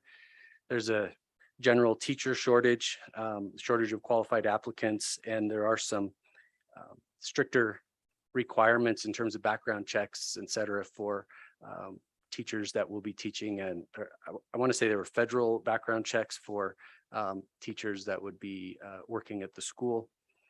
The Bureau of Indian Education has deployed a variety of staff members from around the country on a variety of different interim scenarios, 30, 60, 90, and 100-day assignments. So these are teachers that have been teaching in other locations, other states, and they're being deployed here to help St. Stephen's through this year, as well as, looking as they're trying to staff those with more permanent positions or individuals that will take those positions on a permanent basis. In terms of licensure, I'm not entirely sure. I haven't received the information from the school about whether or not those individuals are licensed in Wyoming, or if they even need to be, given the retrocession scenario that's currently underway at the school. Madam Chairman. Mr. Co-Chair, Thank you, Madam Chairman. Help me understand what you meant by that, Chad. Mr. The Hour, retrocession. Mr. Hour. Sure. Yeah, retrocession. So last spring, as you'll recall, and members of the community here may recall, that the St. Stephen's School entered into, at the direction of local tribal leadership, the Bureau of Indian Education took a more prominent role in the leadership or the operation of the school. And as that process is called retrocession, something I've learned a lot about because I didn't know what that was until last spring. But essentially, my understanding is that the Bureau of Indian Education has come in and helped heal the school from some situations that were deemed by local leadership to needed to be addressed. And the Bureau of Indian Education has been a key part of that. In fact, they have, like I said, not only are they deploying teachers, but they've also secured Miss Kim Summers as the new principal, and I believe she began on or about the end of September. That help answer your question on that? Follow up, Madam Chairman, if I may. So help me understand, and this will lead into other questions and some conversations that we've had prior to the BIE coming in and taking administrative responsibility over St. Stephen's. When those St. Stephen's kids graduated, they were graduated as meeting the graduation requirements from the State Board of Education. Is that accurate? At this point, I might call in my colleague Rob Black buddy. to help me with the hard question. Greetings, Madam Chairman, Mr. Co-Chairman, members of the committee. By the way, it's also an honor and a pleasure to be invited and to speak before you today. As always, I'm Rob Black. I'm the Native American liaison for the Wyoming Department of Education, and I'm also the social studies, PE, and health consultant on our standards team. St. Stephen's has always fallen into kind of a bit of a gray area because it's a private school, or it has been, but they receive both state funding and federal funding. So they have to meet the mandates of the Bureau of Indian Education, which provides about 2/3 or more, 3/4 of their funding every year, and also a contract with the Wyoming Department of Education. And most of the time, the school adheres to BIE regulations. There's questions that come up over time, how much they have to adhere to WDE regulations. Most of the interpretations we've had from our AG's office is that they mainly have to comport to what's in the contract. And that's some reports. It's their budget. It's how they spent their state money, things like that. So, Madam Chairman, follow-up is that I had always been my impression, and maybe my esteemed colleagues who have more tenure here, is that when we supplemented their funding with state funds, that they would meet the conditions of a Wyoming public school and graduate as, with State Board of Education requirements. And if I'm hearing you correctly, so that does not happen or did not happen? Mr. Black? Madam Chairman and Mr. Co-Chairman, I'm not entirely certain. Is the short version. My experience, and I've worked with that school for 7 years, is that they try to adhere to both WDE and state education requirements as well as BIE requirements. It's a tall task because they have two warlords, but I believe they have tried to meet WDE requirements, but the contract doesn't specifically state that, nor does the law. Follow up, Mr. Co-Chair? Thank you, Madam Chairman. But the contract could say that, because the contract comes from the Department of Education that says these are the conditions for which you will receive this money, correct? Mr. Black? Madam Chairman and Mr. Co-Chairman, yes. And so my question then is, moving forward, because we move out of this big word that over 2 syllables that I can't say, that Chad was talking about, and BIE is now driving that boat. And there's some conversation on whether we can or should continue putting state funds in there to augment or to enhance maybe those, as we've done in the past. But I think the question that we as legislators want to know is, will those kids be getting a Wyoming education? And are they going to be taught by teachers that are licensed to teach in Wyoming? There's a reason we require that. And I think those are really important for this committee and for the legislature as a whole to understand, as you guys are navigating these turbulent waters, and we respect and really appreciate what you're doing. We just are trying to understand. Mr. Black? Madam Chairman, Mr. Co-Chairman, I agree. And recent events have caused more of a spotlight on the school, but we're open to adding provisions to that contract if the legislature so deems. So follow, Madam Chairman. So I guess it would be helpful for us to know what the Department of Education's intents are, or what is it that you see the contract requiring?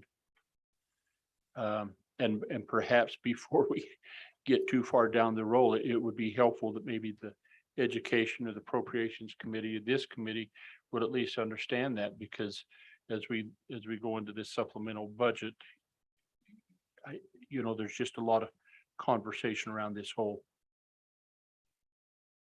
tender situation, if you will, but we need to answer some questions. I think, Mr. Black, to add on to my co-chairman's comments, what would be helpful to know is where BIE regs align with state requirements, licensure of teachers, is it the state, whatever.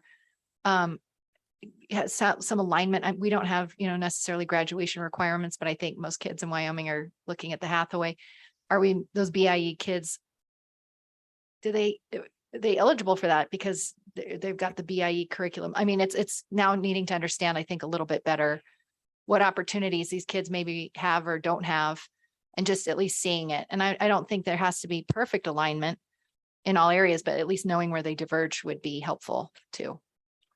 And Madam Chairman, that's a great idea. I do not have that information. I have not undertaken the effort to match up all the BIE regulations, and there's a lot of them with WDE or state regulations, but it would be a good comparison. We'll try to get you that. Please continue. Senator Case, did you have a question? Madam Chairman, I guess so.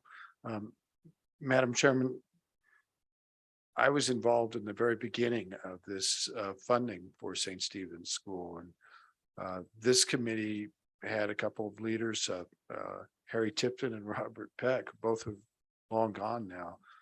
But the real thinking behind the funding was that it made sense for the state of Wyoming to do this, and really in a couple of areas. One was just the fact that we were just beginning to understand what it cost to educate our students in Wyoming schools.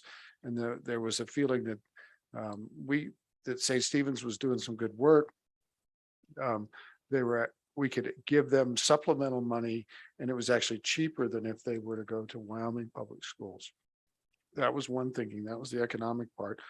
But also it was in terms of student achievement and an opportunity that this supplemental money would allow them to have the opportunity and the achievements that we obtained in other throughout Wyoming. And so it was kind of a win-win thing. And I have sort of lost faith as we've gone forward. And I'm wondering where, I'm trying to understand where Wyoming's role is in this going forward. And I was the biggest proponent. I mean, I got on the floor, and there were many years this was just year-to-year funding before it became permanent funding. And now I just have to admit, what happened at St. Stephen's is just like kicked my teeth out. I just unbelievably bad. And I don't even think we know the whole story, but all these children that went through there and had a lost opportunity for their entire life and to be abused by elders. I mean, it just, I'm like, let's wring our hands of this and let's get out of this. You know, we can support it a different way, but I'm kind of ready to stop funding St. Stephen's. Okay, Mr. Black, you heard Senator Case's comments, and this is a serious situation. So we've got some things to think about, but please respond. Madam Chairman and Senator Case, I appreciate your comments, and I know you co-sponsored that bill in 2007 that created the funding formula. I just kind of going back a little bit in our conversation, the actual statute has changed a little over time, but the key part says contractual arrangements entered into under this subsection, this is 214601, shall include a requirement that the expenditure of contractual amounts as verified annually in writing is for programs tied to improvement of student performance on the statewide assessment. So there's a provision in one of the attachments every year that goes into the contract that requires the school to provide a report summarizing state expenditures related to school improvement plan goals. I'll just pause and say every school usually has to do a school improvement plan. For St. Stephen's Indian School, categorized by each original budget line and a narrative explaining items purchased under each budget line. And they also have to provide their school improvement plan. And as I mentioned, other data such as student demographics, student attendance, even course inventory. But my point is the focus of that legislation is improvement of student performance on the statewide assessment. It does not state that the school has to meet every state education requirement. The focus was on improving test scores. So the contract is generally drawn up with that in mind. And we do hold the school accountable, or we have been, for at least, you know, showing that they're spending money in an effort to improve those test scores. I hope that's somewhat helpful. Mr. Co-Chairman? And as oftentimes happens, we look at statutes and read them, and we like clarification in statutes, but you know, so when you're reading that statewide assessment, I'm saying, so the intent there is that they comply with statewide assessments. You're saying is that they would improve their statewide assessments. Well, why would we need them to improve if we didn't want them to meet? Kind of thing. And I think that your argument's fair. It's been left to interpretation. But I think the intent was this win-win that Senator Case is talking about, that it provides opportunity and it's cheaper for the state. But then we would expect that the education they got would allow them to qualify for Hathaway scholarship, to have a Wyoming high school graduation certificate, and those things. Now, if we're wrong on that, then again, we maybe need to push the timeout button and redetermine what the intent of that funding is. And so again, it would just, I think it would be helpful, Madam Chairman, before we stamp that with the AG's approval, that it's a done deal, that we know the direction we're headed and the intent for which we are headed. Is that fair? Is that doable, Chad? Madam Chair, Co-Chair Larson, absolutely it is. And if it's a pleasure, the chair had just 3 other additional comments. Sounds fine. Mr. Auer. Not at all. Wonder as the committee possibly considers looking at 214601 and maybe making changes, what other information you might want from us. Of course, you can communicate that through LSO and get it over to us and we'll provide that information to you. But I might suggest that inviting St. Stephen's Indian School or BIE to make a presentation or something. Of course, that's the prerogative of the committee and not mine, but and also wanted to make in this last comment is in the transition to the next deputy superintendent, certainly this issue will be briefed to the incoming folks and hopefully, and Rob will help with that, but hopefully we can keep your vision and your intent for this issue as seamless as possible to the next administration. Thank you, Mr. Howard. Does that conclude your presentation? I think, one of my concerns and objectives is, again, we're trying to stay in our lanes. And, this is a BIE school. They have processes, they have their own regs, but what we need to be mindful of is the state funding piece. So I think we've got some thinking to do about, when we're contributing, what our expectations are with that. Certainly we complain about it all the time at the federal level, what strings come with what federal money. That's the conversation we're having now, what strings are coming with state money. And, certainly with Senator Case's history and knowledge and involvement in this, I do think we have some more oversight that we need to be looking at simply because of what happened and wanting to avoid a situation like that from ever happening again. It's just not okay. Mr. Co-Chairman. So thank you, Madam Chairman. In Rob, so logistically, as we look at St. Stephen's, from that point, could you, correct me, but I think if we were to say we need to make sure that the burden on those families and on those students then isn't insurmountable if they went someplace else. So we're what, 2 miles over to Fremont 38? 4, I think. 4, okay, 4 miles, probably the same into Fremont 25 where the high school would go. Then we're back to Wyoming or Fremont 14, 8, maybe. And so, and then 21's probably not that much different, I would guess, from St. Stephen's to Fort Washakie, 15, maybe. And so I think that there's a lot of resources close by, but just I wanted to, and I know that you know that, but for the committee and people watching, as we talk about the impacts that it would have on families, it's not like there aren't other educational resources in the areas. Would you agree with that? Madam Chairman and Mr. Co-Chairman, yes, there are 8 school districts in Fremont County, and St. Stephen's lies within 38 essentially, and sometimes it's treated as its own school district in certain ways. But yes, there are a number of school districts and school facilities nearby. Thank you, Madam. Okay. Any other questions? Senator Case? Just a couple of points. So the bill in 2007 came out of this committee. It was a committee bill. That was back when they let us put in bills. The chairman of the committee at that time was Bob Peck, but that was also the session that he died. He died right after session. So he was sick for most of that session. Harry Tipton had been retired and passed away for 3 years, but it did come out of this committee. So we kind of have this responsibility to continue to follow up. And if you read the bill, we had a lot of high expectations, I think. So anyway, thank you, Madam.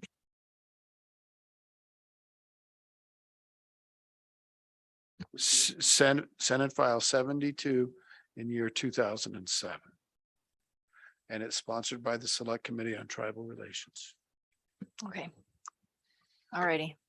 I think we'll continue to talk leading up to the session. You know, certainly this is our last meeting, but there's a lot of time between now and January for people to bring bills, individual bills. And so, you know, if we need to be looking at this issue, I think we do, but happy to work offline outside the confines of our committee meetings.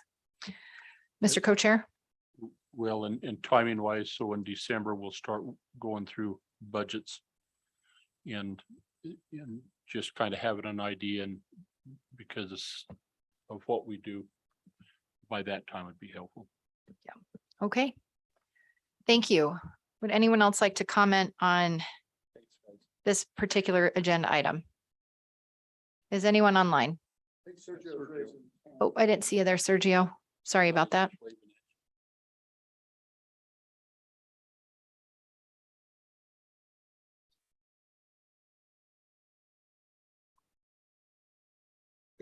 Welcome, and please identify yourself for the folks who maybe weren't listening this morning. Madam Chairwoman and committee, my name is Sergio Maldonado.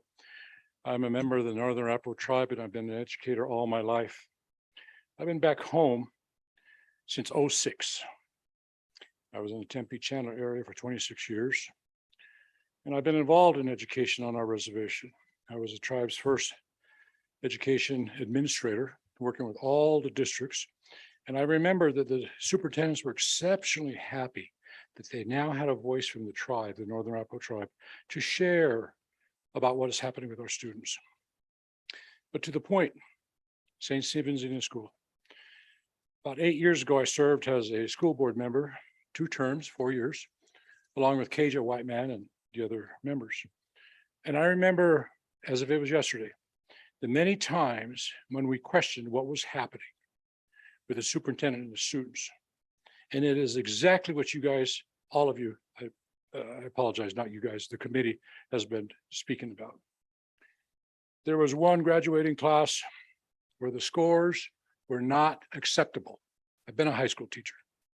And I remember Dr. Mohammed Wahid from Central Wyoming College had put together an extensive research paper based on the number of students coming into the school, both on the reservation and off the reservation, who were in need of remedial classes in order just to take 1,000 level courses. I was teaching there for 6+ years. 70% of all of our reservation-based students were not making that standard.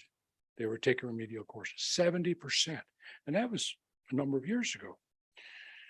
Well, this one graduating class, I refused to sign the diploma because in my estimation, they did not meet the requirements for a state of Wyoming high school diploma. I knew it.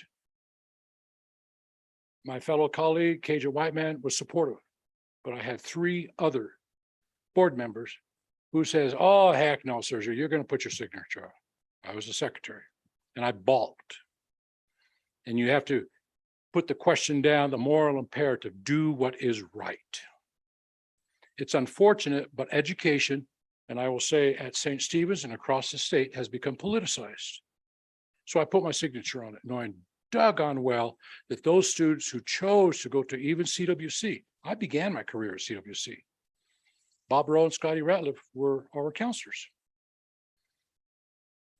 But since then, and being a school board member, I know that the community is devastated from what happened with the former superintendent.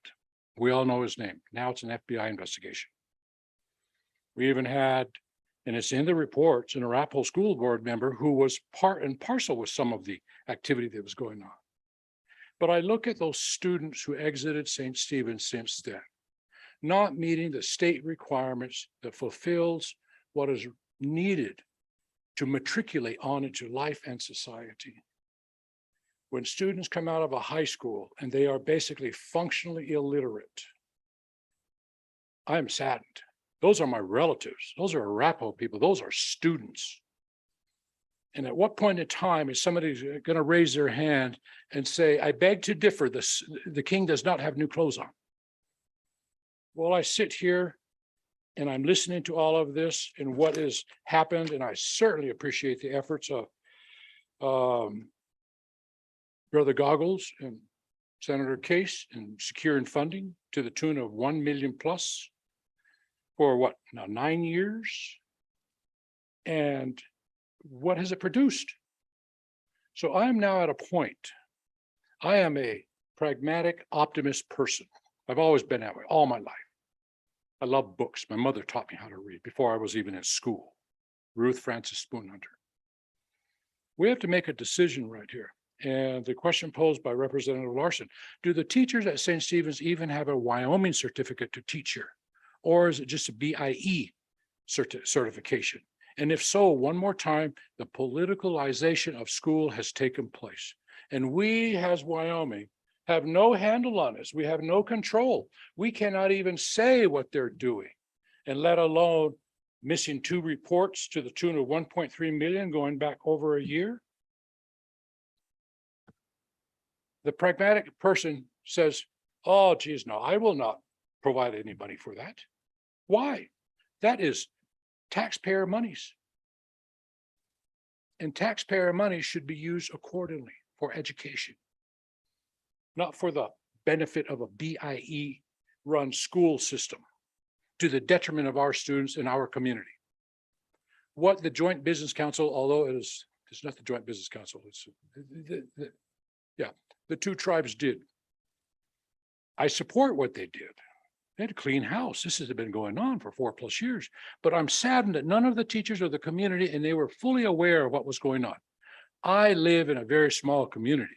If I run out of gas 1 mile from 789, before I ever get home, everybody's going to know that, oh, Serge ran out of gas on the road. He should have known better. And yes, I've run out of gas in my life. But we're a small community, and we know what has not been happening at St. Stephen's for the last 10+ years. We know it. But one more time, people are not saying anything. And then they move on, they matriculate to CWC, and the students find it difficulty to move forward. Reality check. You better mind your P's and Q's and learn your basics in high school. And if we as a high school and a community member are not doing what we should be doing, no, not should, that's a conditional word, what we must be doing, then we have failed. And all of you as committee members, elected people, I am your constituent. And I will not sit back there and act like this is just less than acceptable. Your word was, your adjective was, this is serious business.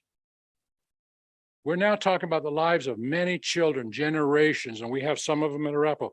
I still have a professional teaching standards board certification, and I substituted Arapahoe 38. I love a classroom, and I see what must be done. And people ask me in my campaign trail, what must be done, Sergio? Well, here's what it is. If I had the magic wand, our community must embrace education to a greater degree than just saying, yeah, I support education. You read, you work with your children every day of the week. You have some guidelines for them, when they should go to bed, when they should get up, what they should be doing. You can take Friday and Saturday off, but you're back at it on Sunday. That's the way I was raised from my mother and my father. I do not see that happening. I'm very concerned.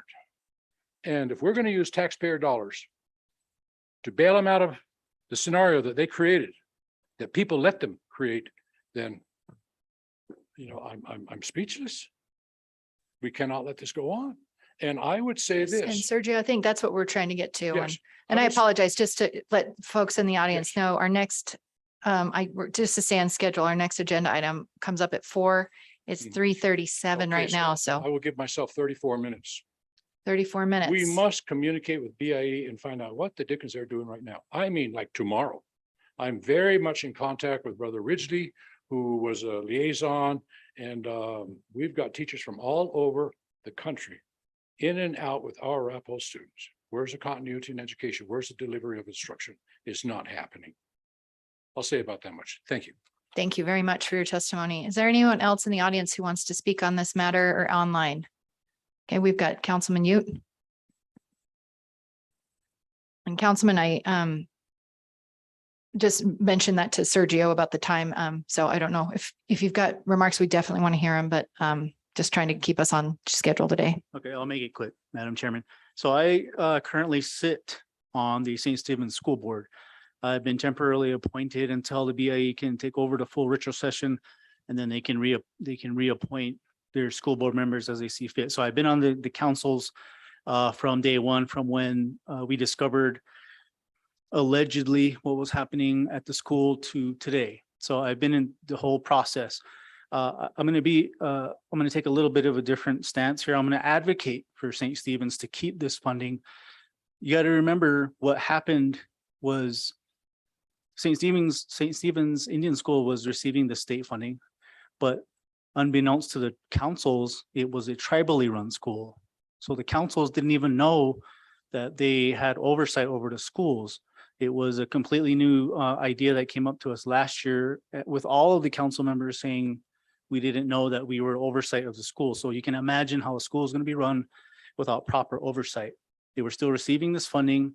They reported to a school board who didn't report to anybody. We believed that they were like a BIE school already. So what ended up happening when the Intertribal Council finally realized that they did have oversight and stepped in and started removing people, this part was really confusing because the tribes were now tasked with taking over the school. We were not ready to do that. So we said, well, let's just let the BIE step in and take it over. But let's just be honest, if the Bureau takes over a program, it's going to be bare bones funding. It's going to be catastrophic if we do not get any of the state funding for St. Stephen's. And you got to remember, St. Stephen's doesn't operate within a district. So what that means is their buses can go wherever they want. They can go all the way up to Fort Washakie and pick students up. I had a daughter that went to school there. She got on the bus at Fort Washakie and they bus them all the way there. So some of the parents that don't have access to transportation, they take full advantage of that. We do have parents that still want to see St. Stephen's succeed. I do believe that how it's operating now with BIE stepping in and just doing a fantastic job of trying to staff people. We got to remember it's a fed school now. It's a fed operation. You have to pass these background checks. You have to be a government worker. Everybody had to reapply for their jobs. Some of these people were not certified. Some of the buses weren't even running. It was just, that's what happens when you don't have oversight. Now we do, okay? So the idea of just yanking this funding away because we're not meeting the standards anymore, it's like they were operating with that funding, but now you move into BIE, they're gonna give it the bare bones budget. If you yank that funding away, it's gonna cause a catastrophic failure. They're gonna have to let a lot of people go. Maybe the tribes are gonna have to try to step in, but I don't see the tribes funding the school. It's not their position. So, you know, where does it leave that? So that's just my piece. We got to take it into consideration. Thank you. Questions for Councilman Ute? Yeah, Madam Chairman. So Councilman Ute, I thought that, so the funding came through the tribes, then went to, and so the contract is with the tribes and it rotated on an annual basis.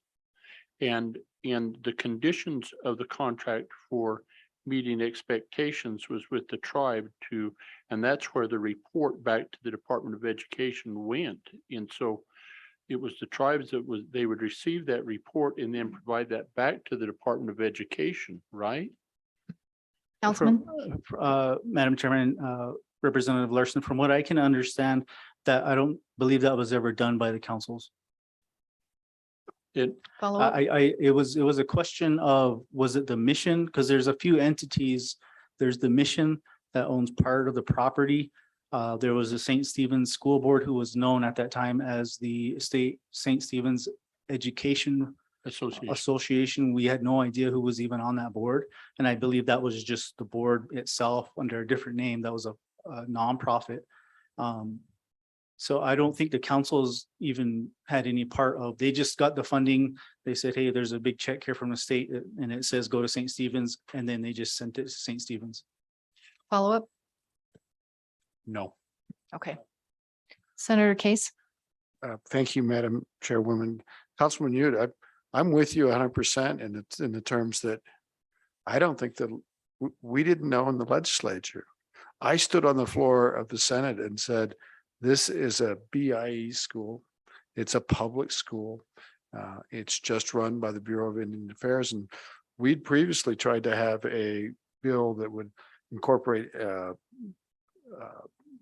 Fort Warren, and there could be more than one model of these jointly operated schools, you know. So I don't think we knew and gave all this money all these years, not knowing the real arrangement. I mean, shame on us, shame on me. So it's amazing to me that you had responsibility for a school and you didn't even know it for years. But believe me, eggs on my face too. It's crazy. Mr. Co-Chair. Madam Chairman and Senator and Councilman, I just know that when we had the Department of Education come and present their budget to us, and we talked about funding to the Bureau, to St. Stephen's, that it was clearly identified to the Appropriations Committee that it was a tribally operated school through the Self-Determination Act, and that the only way that we could fund it was to fund it through the tribes, and it was elected at that time to have those funds go back and forth. And so the contract for the funding from the Department of Education for St. Stephen's is actually with those respective tribes. Right? Yeah, Madam Chairman, Councilman? Representative Larson, I believe the way that they interpreted it, and this was more than 10 years ago, I think, or back in from 07 at least, I believe they interpreted it as we can just create a arm of the tribes or the tribe to take care of that. And I believe that's where this association came from. And then that was the body that was doing the reporting, not the tribes. Was supposed to be. I don't know if I have no idea. That was before my time. So. Okay. Thank you, Madam Chairman. Okay. Thank you, Councilman. We appreciate it. And, you know, what happened, and all we can do is look forward and get it right and do better. That's all we can do. We got to do better, period. All right. With that, committee, I think our next agenda item is the state archaeological site. I would like to get through that before we take a bathroom break. But certainly if people need to step out for a second, that's understandable. So the next item we have is the state archaeological sites, Sunrise and Sutton parcel. I see we've got some folks from State Parks and our state archaeologist's office here. Welcome to Tribal Relations. Just some background, your Travel, Recreation, Wildlife, and Cultural Resource Committee have been working with State Parks and the state archaeologist on this particular legislation. So want to get everyone up to date and solicit feedback. You know, we do have a bill draft that will go into the session from the TRW committee, but certainly if we need to make amendments, you know, this is a good time for us to hear some feedback and be prepared to bring those when the session starts. So I'll leave it to State Parks and Deputy Director Nayland to lead us through some of that history and discussion of what we're doing. Thank you, Madam Chairman. Nick Nayland, Deputy Director, State Parks. If you'd like us to talk about the entire process, I think it would be appropriate for Dr. Pelton to start off talking about the significance of the site first, if that's all right. Madam Chair, this was a archaeological parcel that was deeded in someone's will, a guy named John Sutton a few years ago. He owned this parcel right outside the town of Sunrise, Wyoming, that had a lot of stone circles on it. Stone circles typically thought of as the foundations of teepees, but these were exceptionally large stone circles, 40 to 50 feet wide. And since then, we've figured out that there was actually red hematite in the floors of all these stone circles, suggesting that they had some function beyond just a domicile. So when this came to our attention, we went out there, did a little walk around, and confirmed 40 to 50 features out there, about 3 or 4 of which were these large stone circles. Truly unique. Did you introduce yourself? I don't know that I Sorry. did. I'm Spencer Pelton, state archaeologist.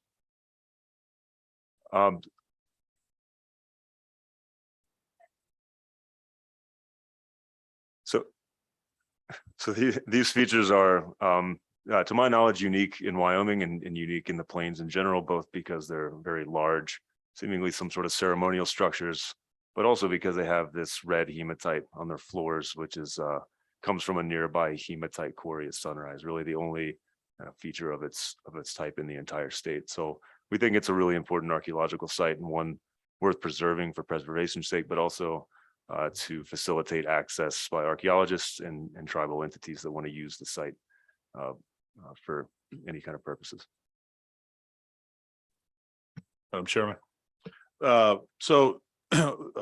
Spencer and Deputy Director Sarah Needles approached us in July of 2020 to talk about acquiring the site and running it within state parks.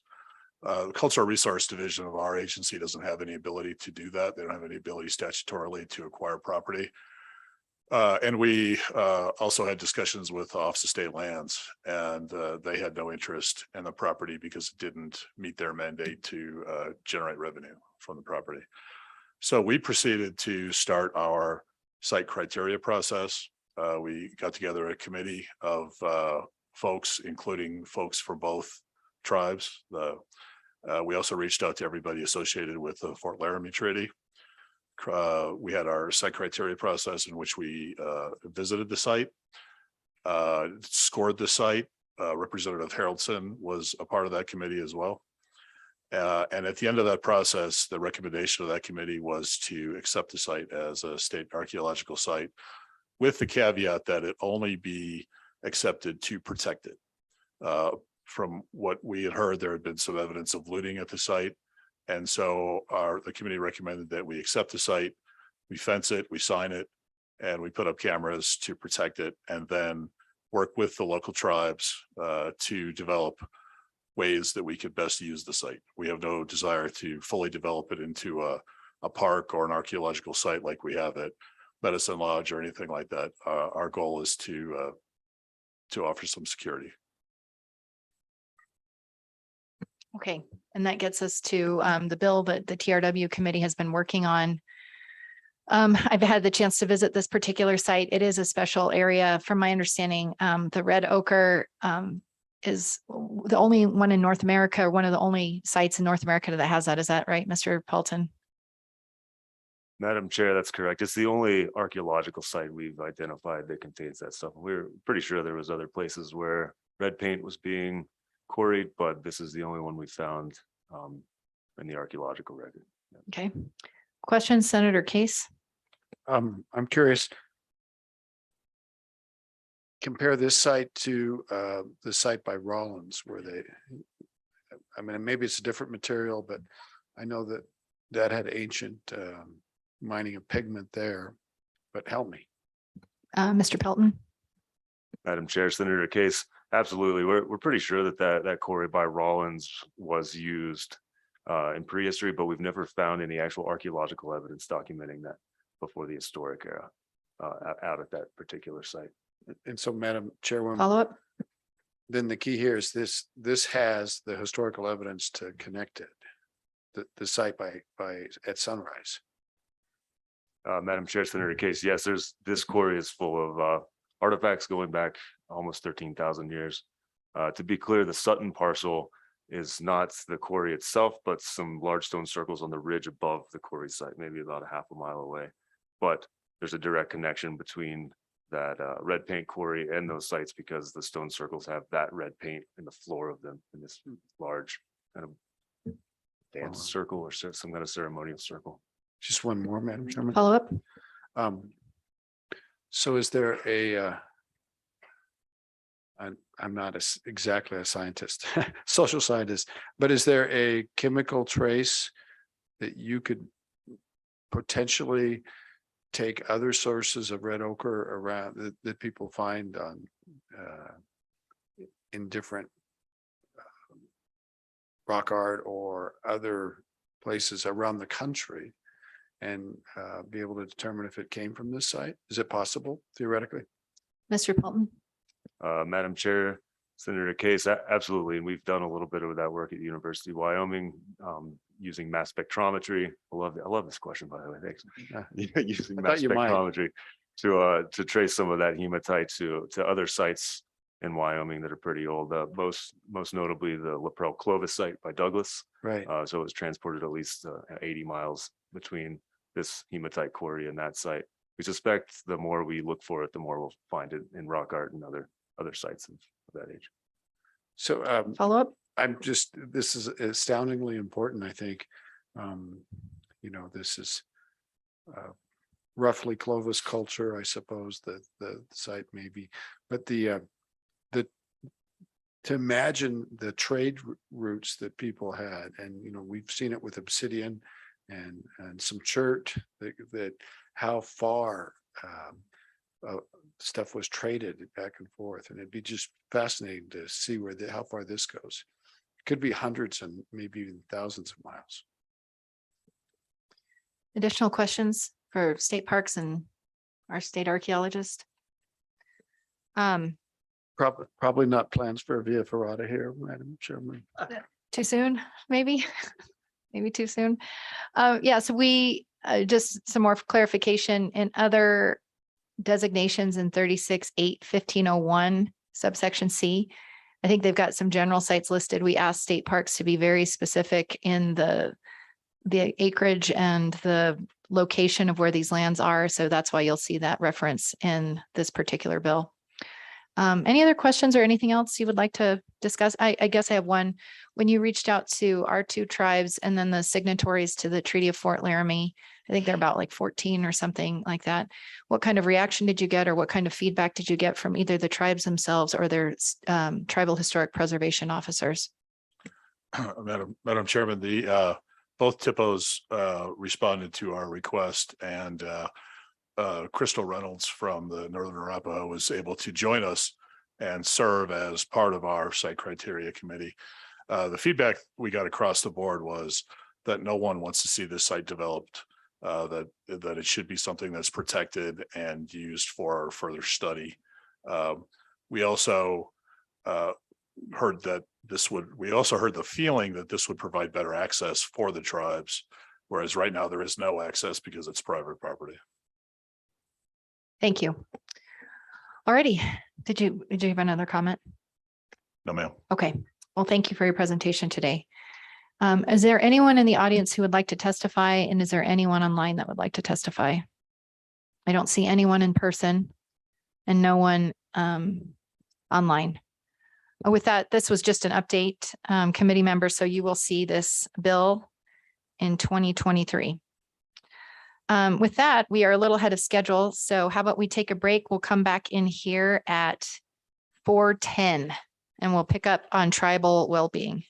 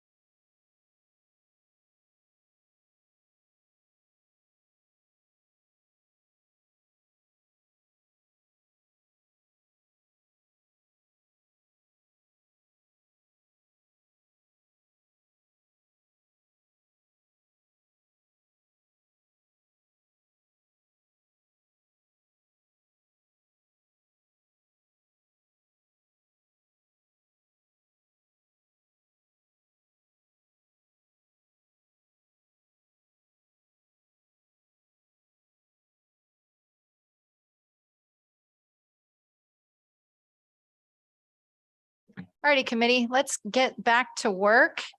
We have a few more items on our agenda. The next one is a bill draft that is in your packet. It's 23 LSO 0236, and it has to do with perhaps looking at creating a state Indian Child Welfare Act, ICWA for short, task force. We have, certainly members of both of our business councils are invited to speak, but I also see we have our Director of Family Services and her team with her. Our protocol usually is to defer to our agency directors first. So Director Schmidt, if you'd like to come address us, we'd be happy to hear your thoughts either about ICWA in general or on the legislation specifically.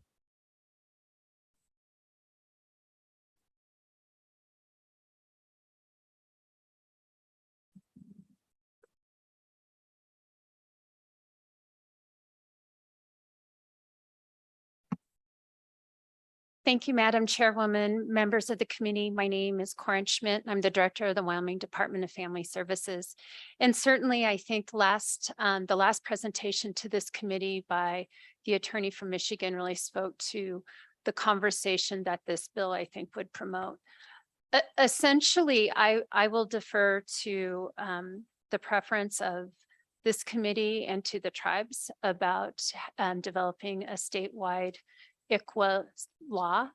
I do know that there are states that have successfully implemented a state level ICWA law, and as a matter of fact, spoke with my colleagues in New Mexico just a couple of weeks ago, and they feel like in the antsiness of the Supreme Court case that it is something solid for them to rely on. However, I do know that a lot of the laws, the state level ICWA laws, are also sometimes addressing specific issues related to that state and maybe some of the concerns that that state has had. And I would certainly defer to the tribes if they have any concerns about how we as a department have implemented ICWA and how we manage ICWA in terms of our referrals to the tribes and working with them. We're a little bit unique in that we have state general fund contracts with both of our tribal DFS offices. And it's through that arrangement, that contractual arrangement, that we really do uphold ICWA through a contractual relationship.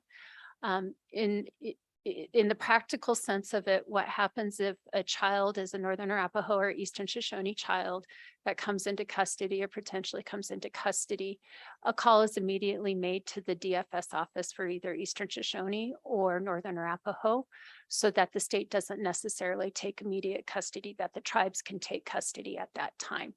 And that is a little bit different than the traditional ICWA proceedings where it comes into court, then that call is made, et cetera.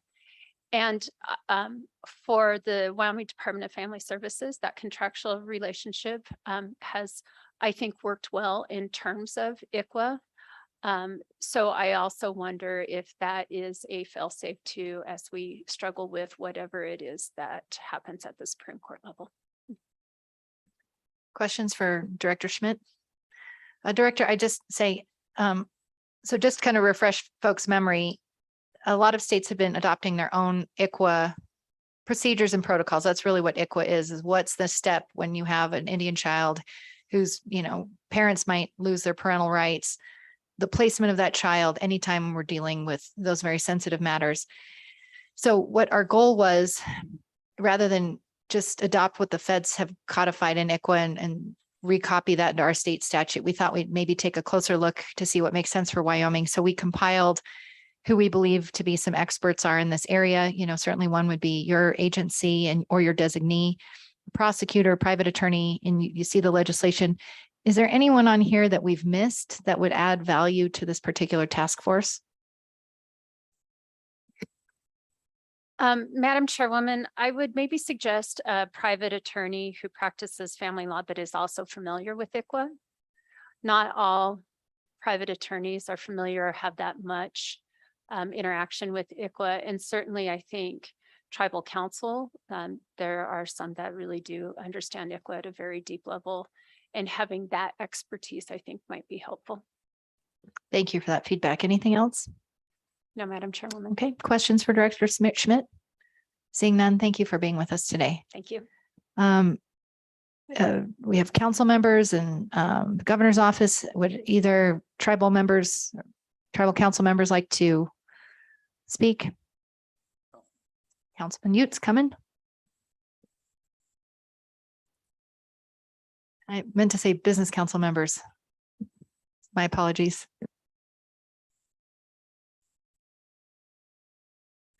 Committee. All right, so I have a prepared statement from Chairman St. Clair to read.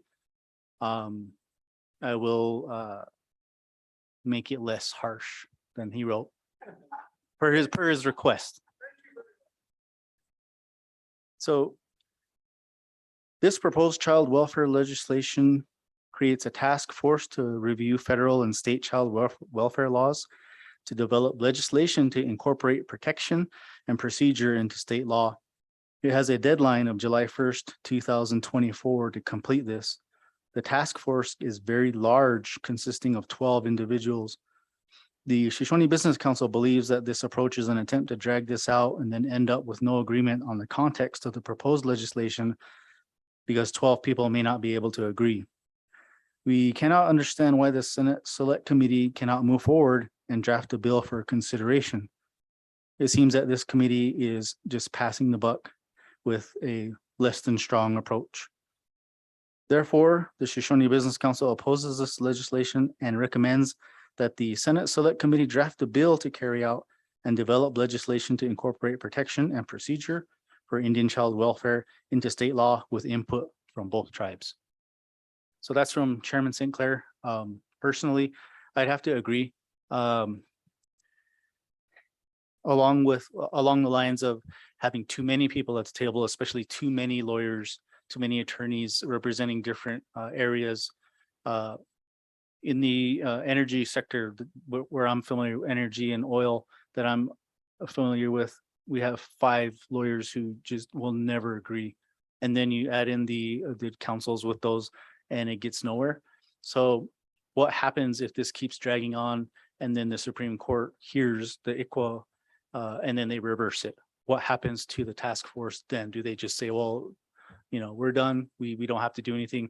I think a more efficient approach would be to try to draft a bill immediately and then just work around it, work backwards, just in case that were to happen. And it's looking pretty likely that ICWA might be reversed in the Supreme Court. So hopefully it doesn't, but I would have to agree with Chairman St. Clair.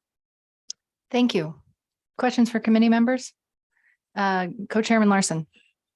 Okay, so thank you, Madam Chairman and Councilman Ute. So as the good co-chairman and I have had this conversation over the course of the summer, the question that we were trying to do is, do we be reactionary and wait and then respond after the Supreme Court does something, or should we be proactive in trying to craft something and have it in place in the event that it is overturned? And if it's not overturned, maybe we have a better product than what the federal law is. And as I've been reading some ICWA handbooks and things of that nature, some states have flirted and really kind of done a disservice to ICWA, and we want to prevent that. And so our effort, it was to reach out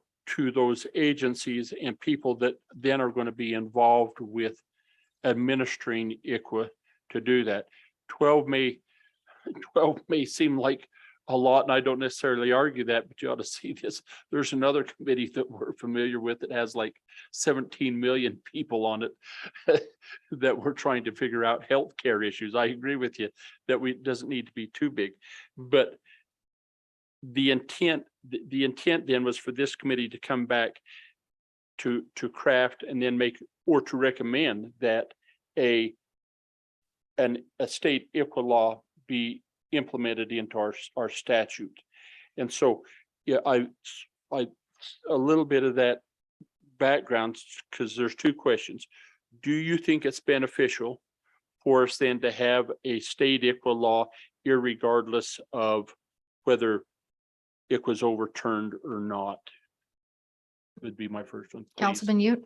Madam Chairman, Representative Larson, yes, I do, because if it does get overturned, we would absolutely love some type of protections that the tribes are offered if it does in fact get overturned.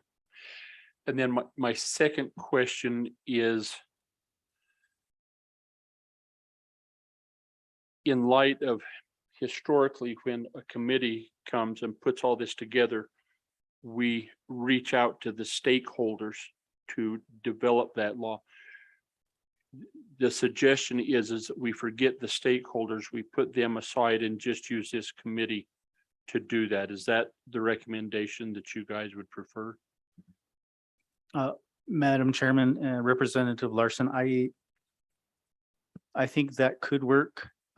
Maybe the tribes along with our representative, whoever the representative, again, we got to look at elections are coming up. We don't know the makeup of any state legislation within the next few months. So, hopefully we can get support wherever we can get it, whether it comes from this committee itself or a smaller delegation.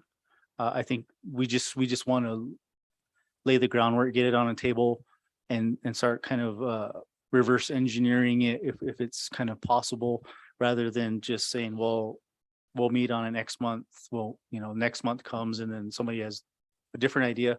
Let's meet on a next month. And it just keeps this. And we're very familiar with that process. That's how things are going. Look at solid waste. It just goes on forever. So, yeah, whoever that is, if it's a committee itself, I think we'd be okay with that. Councilman Ute, I think I don't love these task forces either. I really don't. However, when we worked on the absenteeism bill, there's a tiny little section in there where we were trying to add some clarity for school districts when they have a student who has been chronically absent and the school's really worried, who do we notify at home? What's going on? Should we notify the tribal court or should we notify the state court? So we combed over ICWA and we tried to make the language pretty clear, model what should happen, being true and respectful to tribal sovereignty. And boy, did we get grilled over it. So many questions. And so, that bill finally passed by one vote on the House side. And that was an attempt for us to really be respectful of ICWA, where it wasn't being followed. So my concern about just introducing this federal ICWA is, without having more people who are invested in coming up with the state version of it, then it's just us having to carry it versus having coalitions of stakeholders who were brought on board who can show up at hearings and say, no, this is why the language is this. So, that's, I think, some of the goal of that. And so I'm curious to know what your reaction is to that, because now, like when we worked on the absenteeism bill, we heard one thing and now we're hearing another. So that I'm a little confused on that piece. And then I think the second part of it, though, is, if not the composition of these individuals, then who? I think, if the tribes wanted to take this on and bring us a bill, that would be great. You just heard Director Schmidt say, I think the state has a better approach of when they notify the tribes. They're notifying them for placement before they're removed from their family. To me, that's a really, wow, what a great thing what Wyoming's doing. So why wouldn't we take the time to really craft something that's better than what the feds have done? And I just think that takes time to do. So I'm curious to know, I don't think ICWA's perfect.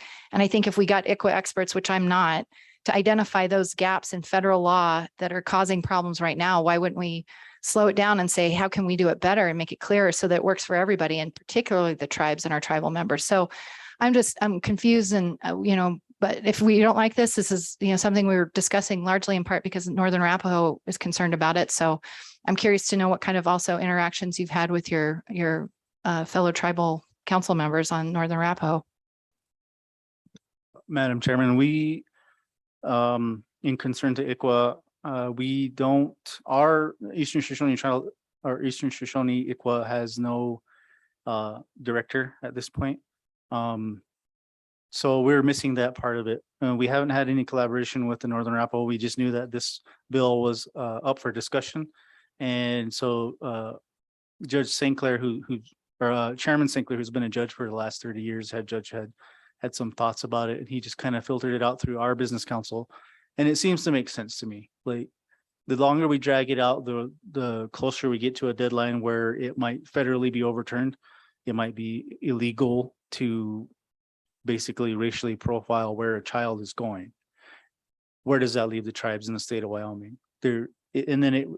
and like I said, with elections coming up, we don't know where it's going. So if the state legislature faces some type of a shakeup where they don't support the tribes in this and they start saying, we're just going to go with the feds on this, then what happens? There's no protections that previously were there. I know the state right now wants to help the tribes, and that's great.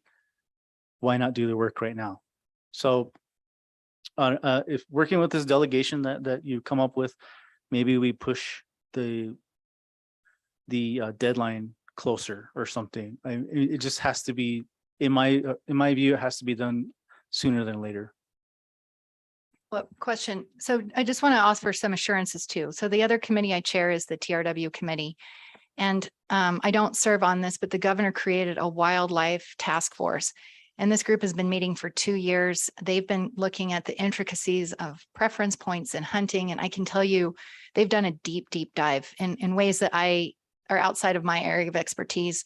And so our committee has relied on their recommendations in developing legislation. We've actually been passing bills, but it's based on, us trusting our knowledgeable subject matter experts. And so I just want to offer that assurance that I think that's where this is coming from, is we want to know people that are on the front line, judges, prosecutors, people working on family law. I mean, I'll just say this, for me to introduce a bill like this, I would be so ill-equipped on the floor to carry the ICWA bill all by myself. It's a huge monumental task to explain what this is and really become the subject matter expert. And so I think that's what we do routinely in the legislature, is try and get the experts together so that we all learn from one another and take the time to do it right. So, but I appreciate your candor, and, certainly we'll take that to heart when it comes time to decide what we're going to do on this bill. Senator Salazar. Thank you, Madam Chair. Just my thoughts are, I'm not a fan of a task force either. I will say that even if we came up with a bill today, it's still going to go through the new legislature in January. So that ship left. I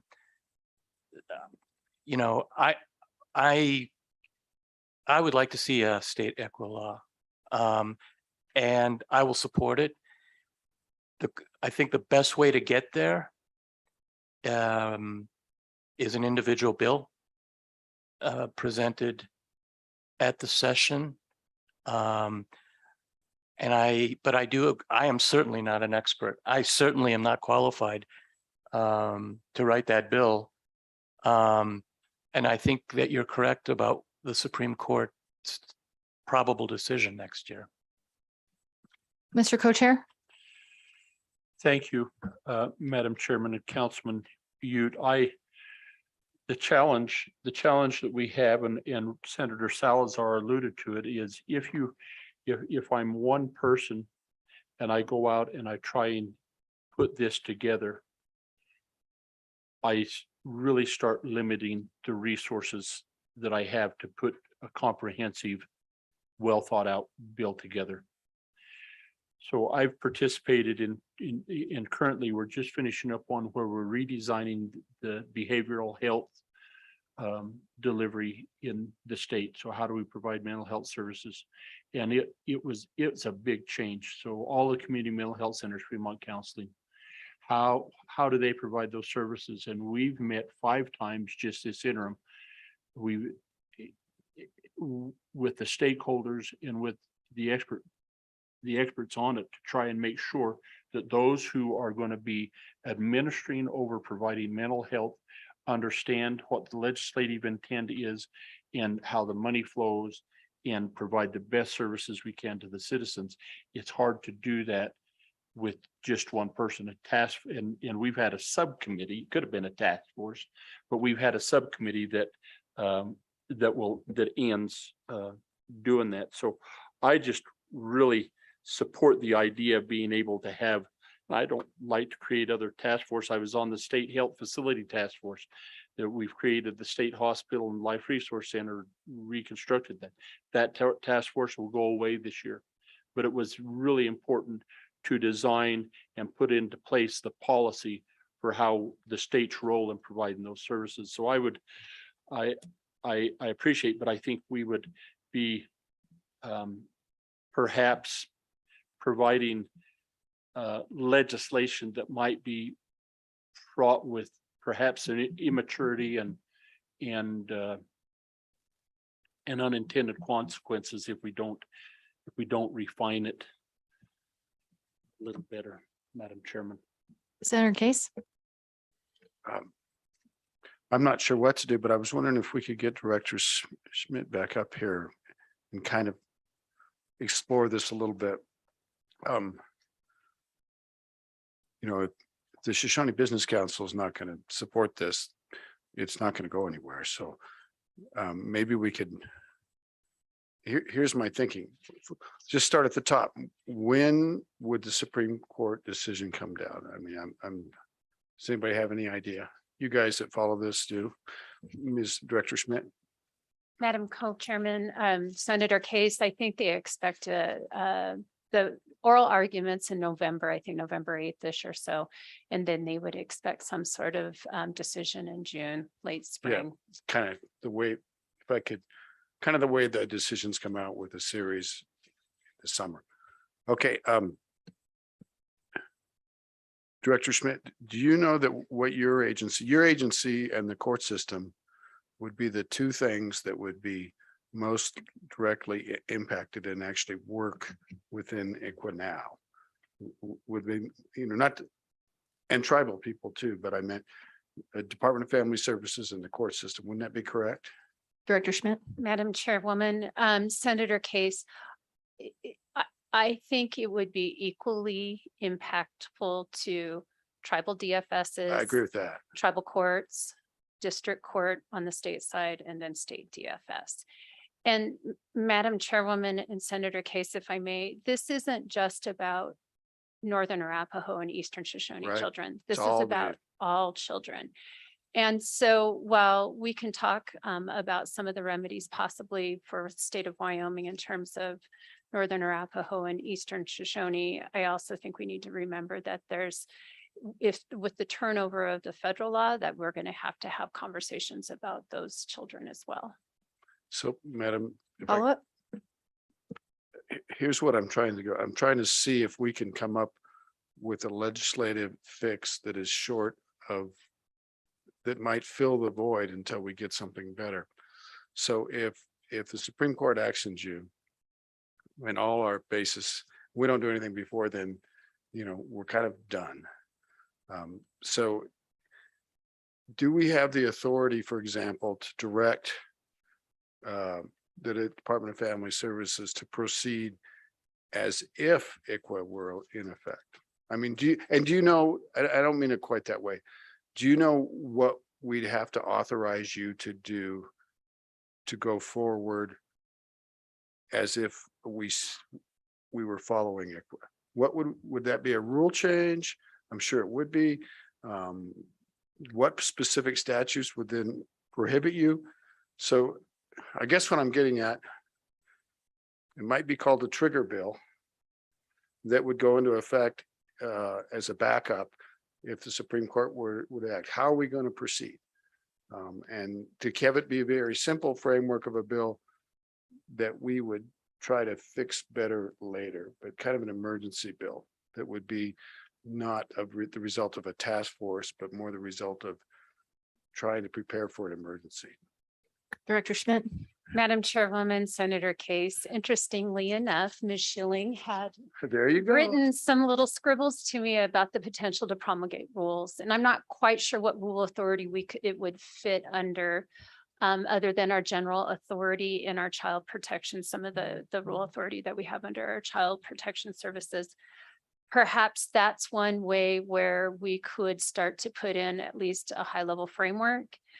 Try not to get too far into the weeds, but to protect whatever it is that we think we need to protect in the absence of the federal language, if that were to be overturned, and then let that sit as a framework for any legislation, subsequent legislation. But that may be one way, without having checked with the AG's office and understanding what our statutory authority would be.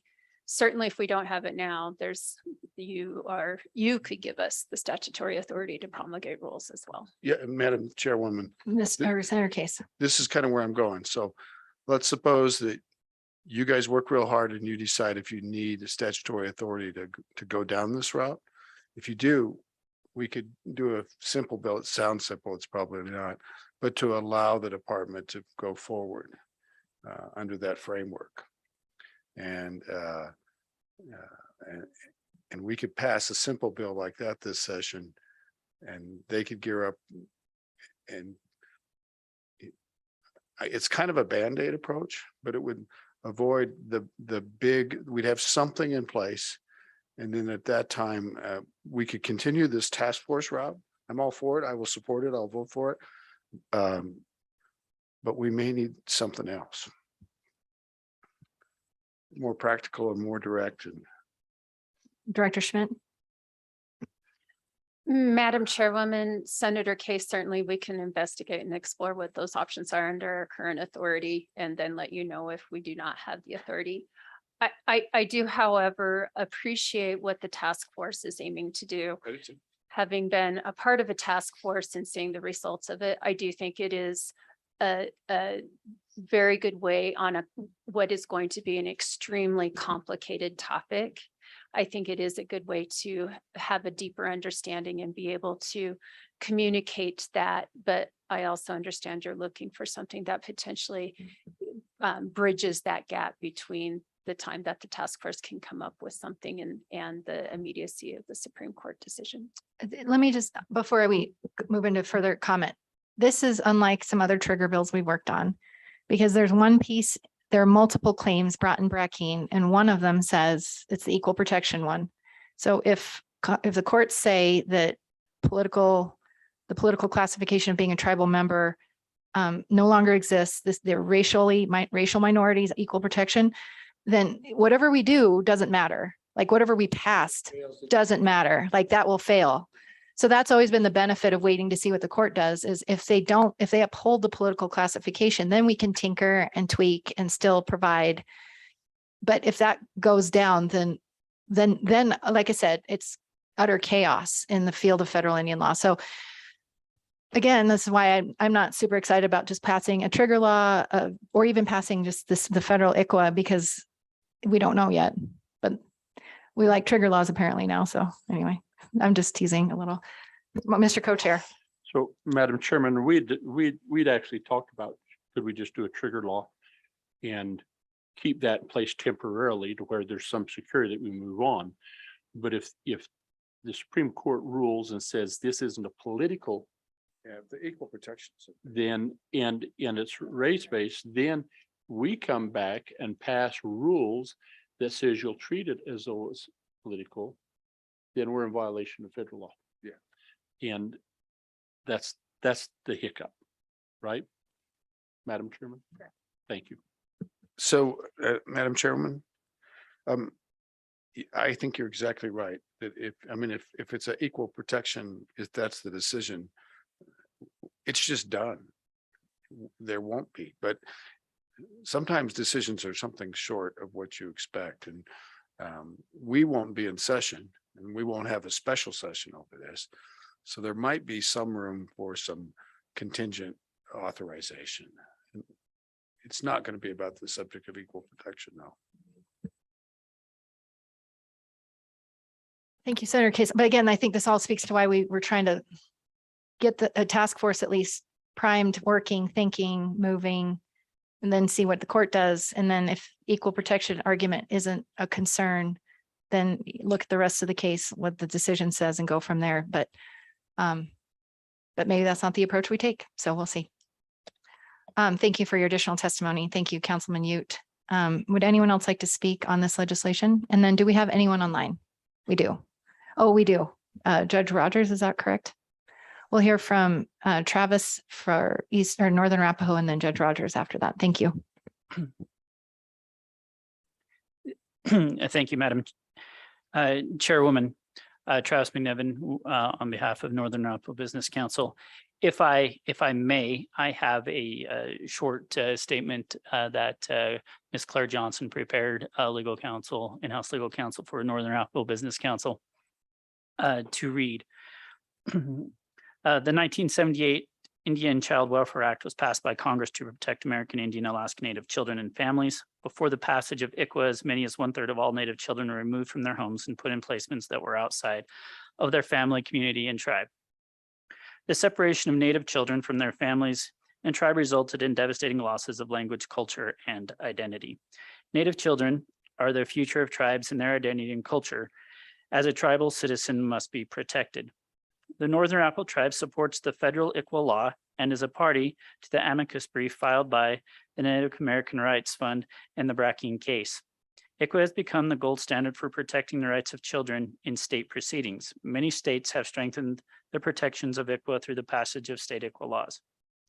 The Northern Arapaho Tribe believes that a state ICWA law is an opportunity for the state of Wyoming to help protect Native children within the state and ensure that they are put in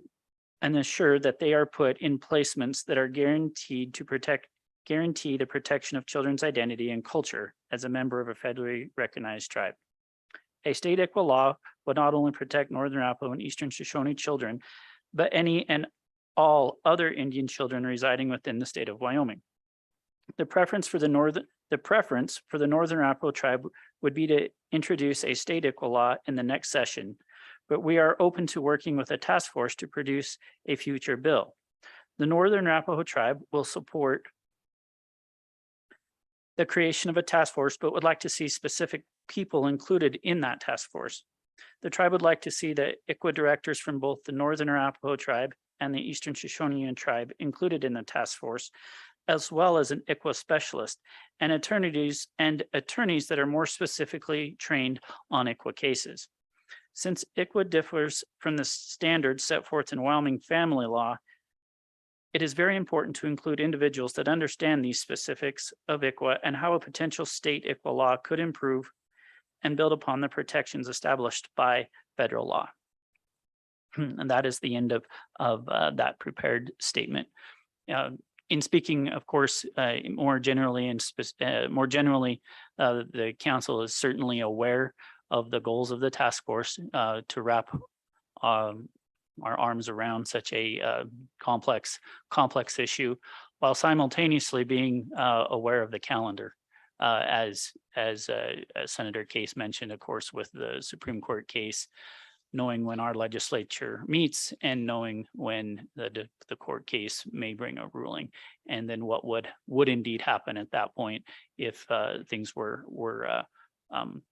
struck down. Also, however, it has been duly noted, and correctly so, of the equal protections, possibility. There could be a more tailored approach, a more narrow approach that the Supreme Court takes, but that's just an unknown at this point in time. And so potentially I don't know what the committee will decide today. The council supports obviously a bill, happy to work with the task force, and maybe it's not necessarily an either or, but maybe a dual track situation as well. But thank you for your time today. Mr. Co-Chairman. Thank you, Madam Chairman, and Travis. If you'd look at page 3 of the bill, if you've got that in front of you, down on line 18, where it says the task force shall meet as necessary and shall consult with national experts in child welfare and Indian Child Welfare Act protection procedure. We put that specifically there to allow the task force to have those, but to make, and we kind of steered away from making those individuals be members of the committee, largely due to logistics. Trying to meet, as Councilman, you had concerns on a regular basis, is always becomes difficult when you start reaching out to perhaps national experts where you could refer to them. And so my question to you is, will C work being able to have consult with national experts to fill that gap?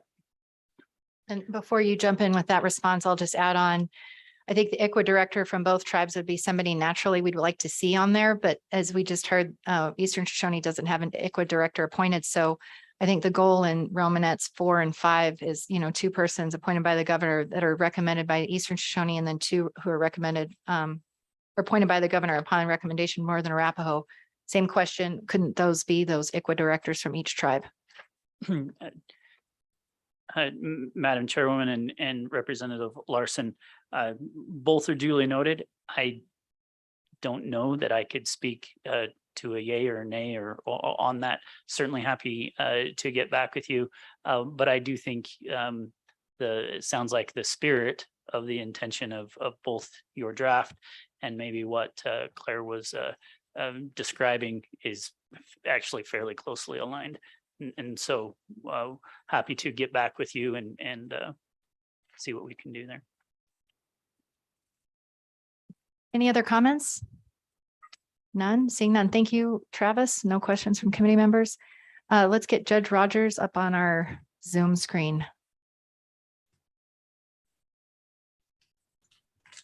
There's Jim Blackburn. Hello, Judge Rogers, welcome. Good afternoon, Madam Chair, Mr. Co-Chair, and members of the committee. Having never testified before a committee over Zoom this afternoon, I just want to make sure that this is working correctly. Can you see and hear me? Yes, we can. Thanks. Good to hear. My name is Catherine Rogers. I am a district court judge, state district court judge in Cheyenne. I'm also the vice chair of the Wyoming State District Court Judges Conference, as well as the chair of our conference's legislative liaison committee. And I am participating this afternoon and speaking to you this afternoon on behalf of our conference, only to address a very limited issue, which is the capacity within which the district court judges or the judiciary might participate in this task force if the task force is created. After extensive conversation with my colleagues about this issue, all of us would feel most comfortable if members of the judiciary are to be members of the task force, that if they are judges, they are non-voting members.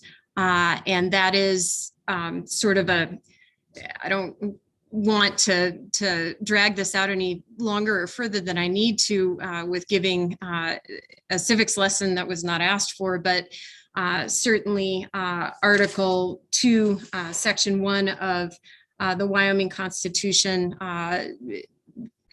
talks about separation of powers, and we believe very strongly that it's not our function or our role to legislate, and so that starts even at the task force level. And then also the Code of Judicial Conduct precludes us from taking an active advocacy role as it concerns proposed legislation. And so we just wanted to provide that input, and beyond that, I'm happy to stand for any questions, but just that limited issue today. Thank you. Noted. Thank you, Judge Rogers. Questions for the judge? Judge Rogers, I think, maybe one solution would be if this bill were to proceed on page 3, I think you're looking at lines 8 through 10, maybe striking that entirely. And then on lines 18 through 20, where it says the task force shall meet as necessary and shall consult with, maybe that's a may, national experts, or may consult with members of the judiciary. Do you think that would be an appropriate role for you to play?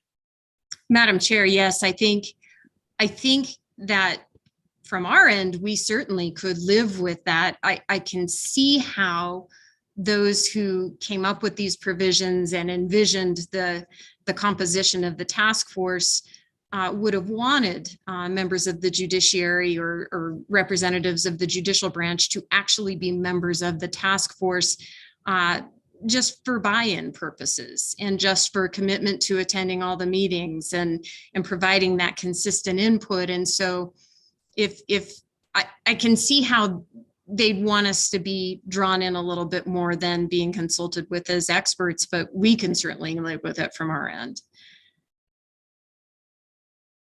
And maybe just a follow-up question, Judge, is if we left it blank entirely and just struck out that subsection, that 2 representatives from the judiciary, and just said the task force shall meet as necessary and shall consult with national experts. We left that language alone. Certainly, if the task force wanted to reach out to you or members of the judiciary for technical advice or things like that, we don't necessarily have to legislate that. And I don't think we necessarily have to specifically include you in the task force. Would that be a fair assessment? And do you think some judges would, be willing to provide some technical advice, but on a consultation basis, but not be a formally, that role formally specified in this bill? Madam Chair, absolutely. Yes, absolutely. Our members of our conference, representatives of the judiciary, would be happy to help and happy to consult. I know that there's always a question about how things work, sort of where the rubber hits the road in the courtroom, in the moment. And so I could see concerns have been expressed this afternoon about this process taking too long. And I could see the committee, the task force meeting in the regular meetings without the input, on-site input of the judiciary, coming up with a question that they couldn't overcome because they didn't have a judge on site or a representative or two of the judiciary on site to provide the input, and creating even more delays in having to go out and seek that input and come back to reconvene. And so I'm sort of talking at it from both sides of the argument, but we're happy to help. I could see why it would be desired we be members, but we have no vested interest in being members of the task force. Thank you. Any other questions for Judge Rogers? I think we're good. Thank you so much for your testimony today. We know you're busy, and thank you for making time to visit with us today. Okay, would anyone else in the audience like to testify? Yes, Mr. Wentland.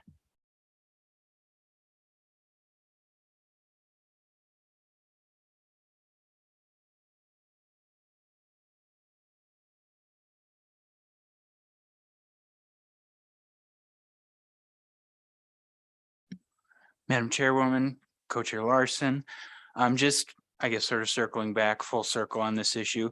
From a policy standpoint, the governor's office does support looking at a state equal law generally. I don't think we're married to being one idea, whether it's the task force or another. We're happy to work with the committee on that. I don't have a silver bullet for what the perfect approach is, but just wanted to state that from our standpoint, it's something that we would consider as a policy matter, and that is of interest. We don't think we have the bandwidth to lead the effort ourselves. It's a monumental task that everybody knows, and the need for expert input, I think it will be necessary as we move down this path for sure. If this bill does pass, from the task force perspective, just echoing Judge Rogers' concerns, the one piece for the governor that was concerning was appropriating money where we would be paying for judicial appointees. It sounds like that may not be a concern now. Just wanted to note that felt a little awkward for the governor's office. And if there could be a separate appropriation, if there is judicial involvement, I think we would echo the concerns as well of Judge Rogers about the separation of powers concerns. Questions for Mr. Wentland? Thank you so much. Okay, anyone else? Seeing none. Public comment is closed. Committee? Yeah, Senator Case? I think your co-chairman moved it. I'd be happy to second it. Okay, it's been moved and seconded. So may I? Senator Case? I'm thinking we might need a belt and suspenders kind of approach here, that we ought to do this. We ought to make the changes that the judiciary requested and you so eloquently developed, and then move the bill forward. And then I think we should also kind of hear from the department as individuals before the session, and to see if there's anything we can do to help them with their possible response, including enabling legislation that's very direct, that they are authorized to do that. And I realize neither one will satisfy the equal protection thing, should it come down, but we can't do anything about that. So the bill's been moved and seconded. Committee, do we want to work the bill? Yep. I move on page 3, lines 8 through 10 to strike that.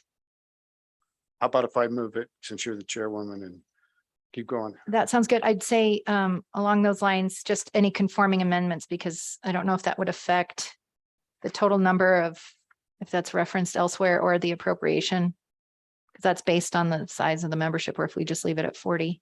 but I feel like that's a conforming amendment. So Senator Case has made the motion. All those in favor of striking lines 8 through 10 on page 3, please say aye. The amendment's passed. And Representative Blackburn, I don't know if you want to turn on your camera or your mic. If you're still there, we can. Aye. There you are. Thanks. Votes aye. Okay. So that amendment has passed. Any other amendments? Mr. Co-Chair? Madam Chairman, do we want to consider back on page 2, perhaps on line 8, there's a recommendation that the attorney have some familiarity with ICWA, that we add language that one private attorney who practices predominantly family law in Wyoming familiar with ICWA, or do we need any language there? I think that'd be good. I think that's a good amendment. Did everybody get the amendment? It's been moved and seconded to add and is familiar with ICWA on line 8. All those in favor say aye. Aye. All those opposed, please say no. The amendment's passed. Any other amendments? Oh, Madam Chairman. Mhm. On page 3 on line 18, the task force, I would strike shall, that the first shall, and insert may meet as necessary. Or is it shall meet? How do we know what necessary is? What do we, is that shall normal language in that, Heather? Some advice from our drafters. Madam Chairwoman, Chairman Larson. There are a number of ways to draft the task forces, but that did the idea of shall meet is necessary and shall meet with the national experts was the shall meet is necessary had come from other task forces, and then the shall meet with national experts was when at one point there were the experts had been part of the committee, but the or task force, but then they were moved to this section. So my concern wasn't so much on the second shall as the first shall. We need authorization to meet. But does it have to be a shall or may? And if shall's okay, you know, I guess I'm just asking. I like shall. Okay. Madam Chairwoman, yeah, okay. I withdraw my amendment. Okay, Yeah, amendment's and been just withdrawn. the dead horse part, you have a shall, but it's followed by an as necessary. That makes it really not a shall. So it. Yeah. Okay. Any discussion on this bill or any other amendments? Okay, question's been called. Let's do a roll call vote on whether or not to introduce this for the upcoming session. This is a roll call vote for 23 LSO 236 State Indian Child Welfare Act Task Force as amended. Senator Case. Senator Salazar. Representative Blackburn. Aye. Representative LeBeau excused. Co-Chairman Larson. Aye. Chairman Ellis. No. No. 4 ayes, 1 no, 1 excused. Okay. Mr. Co-Chair, if it's okay, we'll see what we've got as far as bills being introduced and we can hash out whether or not that'll be a Senate file or a House bill. I would Senator move, Case. I would move that the committee authorize the co-chairs to take care of that. It's been moved. All those in favor say aye. Aye. All those opposed say no. Okay, the motion's passed. Alrighty, we are on our last agenda item committee. This is was something that was brought to us by Senator Case and involves weed and pest and tribal inclusion in some of those programs. Senator Case, did you want to walk us through the background of this bill and this draft bill and what's going on? Sure, Madam Chairwoman, but before the Department of Family Service leave the room, can we? I have just one moment. Senator Case. So, Director, hi, I'm sorry. I am serious about this idea of a personal bill, maybe involving the members of this committee, that would provide you any authorization you might think you need as a contingency basis. So I hope you guys will do that and maybe get back to us. That'd be great. And Director Schmidt. I'm afraid Please. so, yeah. Madam Chairwoman, Senator Case, would you like that as a memo from the agency to this committee, or would you prefer that be to you specifically as an individual bill? Senator Case, what were you thinking? I think the committee's fine, but with the understanding that the committee's not meeting again, we may take some individual actions after that. And you may want to confer with your AG, and there might be some things we can proactively give you authority on. So it's just a thought. Madam Chairwoman, Senator Case, yes, we'll be drafting up a memo after we review with AGs our current authority. And that if there isn't current authority, then maybe just indicating that to you, what those options may be. Thank you, Director. Thank you. All righty, Thank you, Madam Chairwoman. floor is yours. I think I can be very brief on this. You know, we've had a general policy of including tribal governments in state programs, and we had a big bill about that. And this is apparently one piece that we didn't catch, and it's in the weed and pest statute, and it's involving emergency insect management. There's actually a separate section that involves all the other weed and pest programs on an ongoing basis. And I talked to our local weed and pest supervisor is Aaron Foster. I spoke to him this morning. And then Heather has some information about, there's a Cheyenne guy, Mr. Slade, or Slade is his first name. Yeah, we have some information. And they had reached out to us about this not being in the authorized under the emergency program. Under the regular programs, they have a very good cooperation with the Bureau of Indian Affairs and the tribes. In fact, there's a cost sharing basis where, as I understand what he said, the state and the BIA both put $120,000 into a pot, and it's used for weeds. And there's a special program for leafy spurge where there's no cost. And if people lease tribal land, they can be covered under the regular program. This is for the emergency insect management program. And the reason we'd want to do this is insects move around. They don't just stay on one person's land. And so these would be the grasshopper infestations.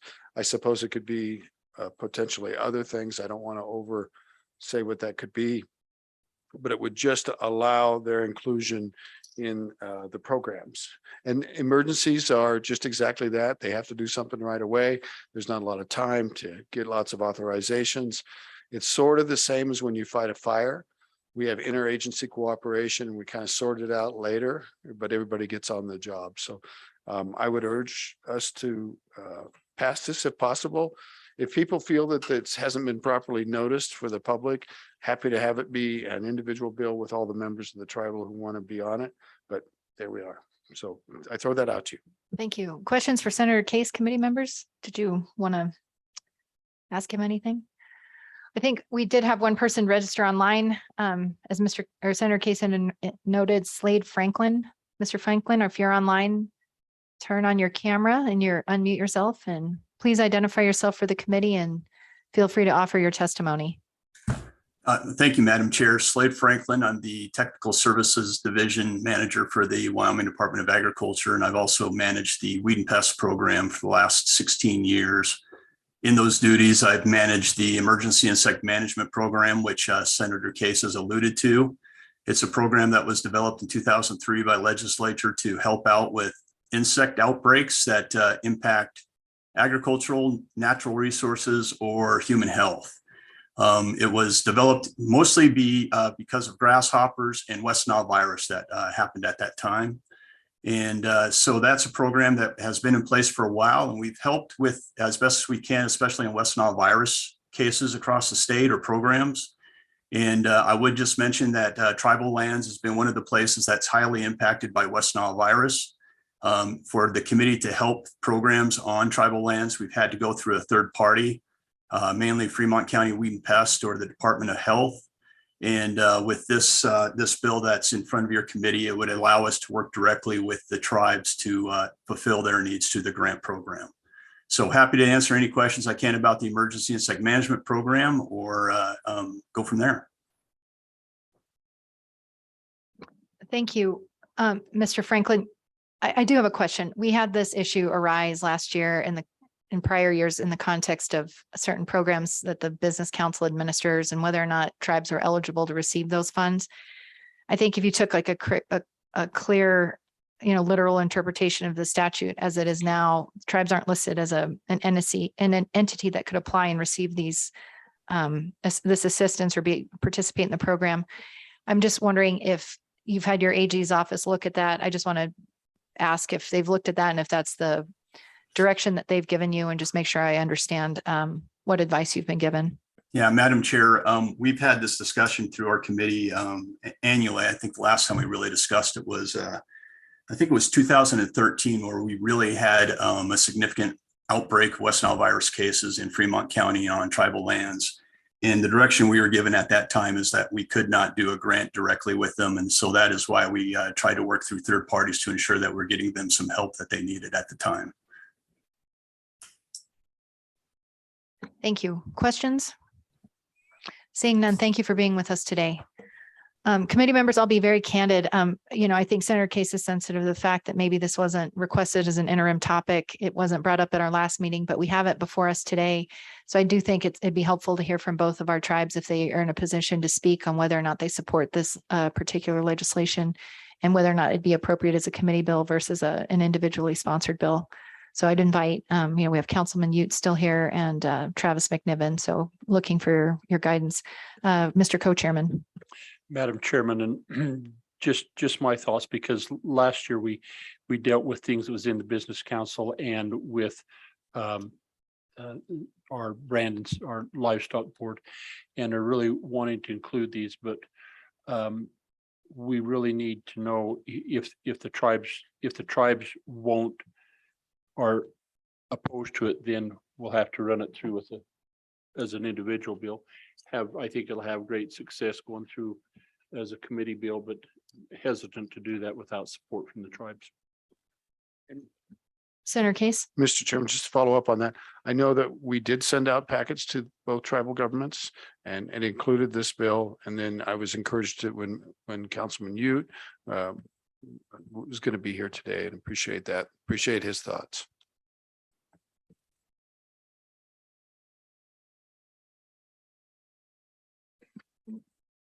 Travis.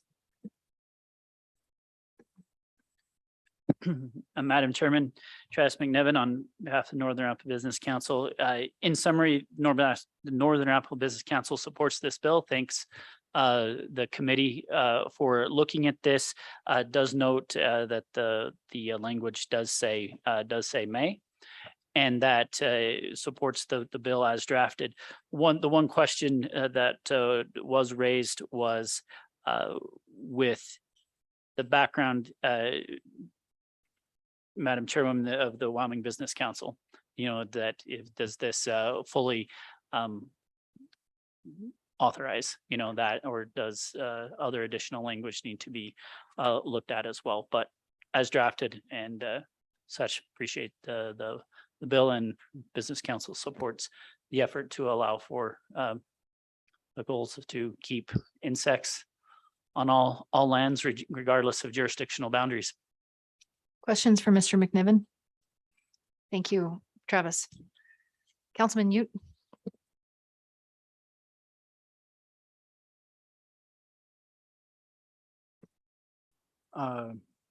Madam Chair, I think the Shoshone Business Council would be supportive of this bill. I used to work as our mosquito management control person about 10 years ago, and I understand the difficulties of going through this third party to get your product to control mosquitoes, and the testing. It was just really tedious, where we couldn't just go straight to the source, and whether it was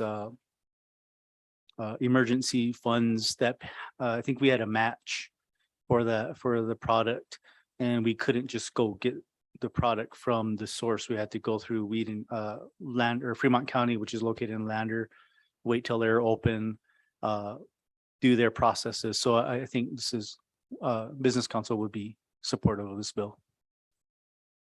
A question, you say you think they would be, I just want to be clear, this is, this hasn't been voted on or discussed by your council. Is that a fair understanding? It's fairly new, but from what we've gleaned from it, there was no opposition to it. There was no discussion of it. Usually when there's opposition, there's a pretty good discussion for it. So. Further questions for Councilman Ute? Thank you. Anyone else like to testify?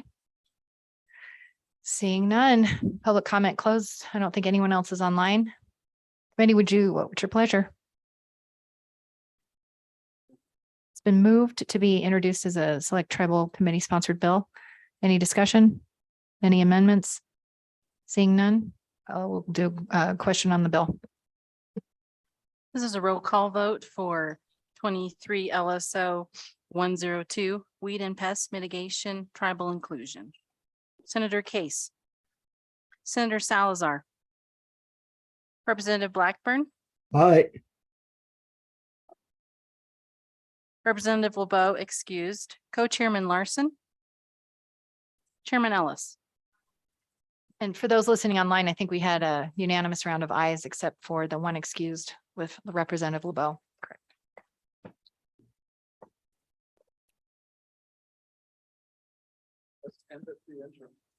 Okay, committee members, we are on time pretty much. I just want to thank you for another year of hard work. And as always, our LSO staff for taking such great care of us.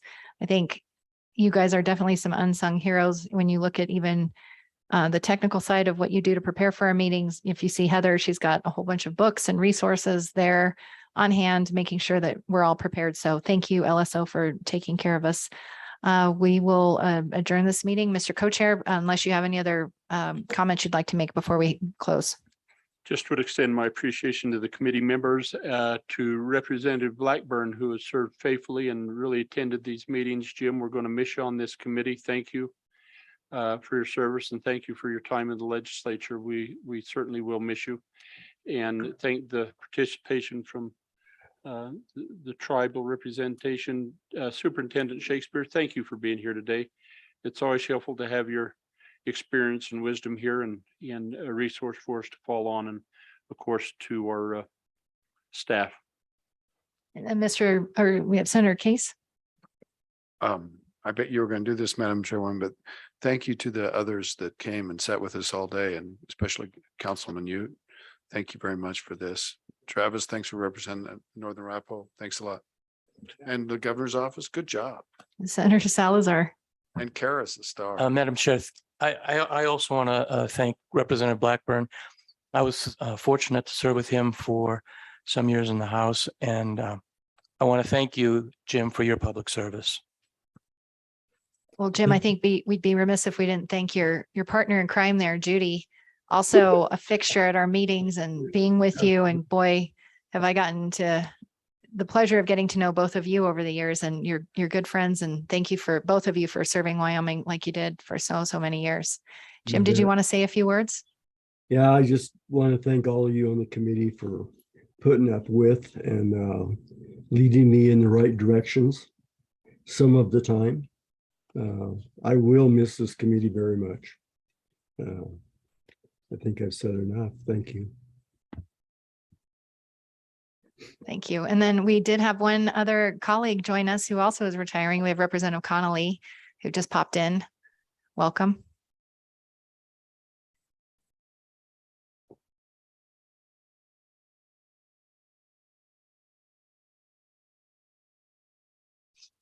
Fair enough. All righty. With that, this meeting's adjourned. Safe travels home to everybody.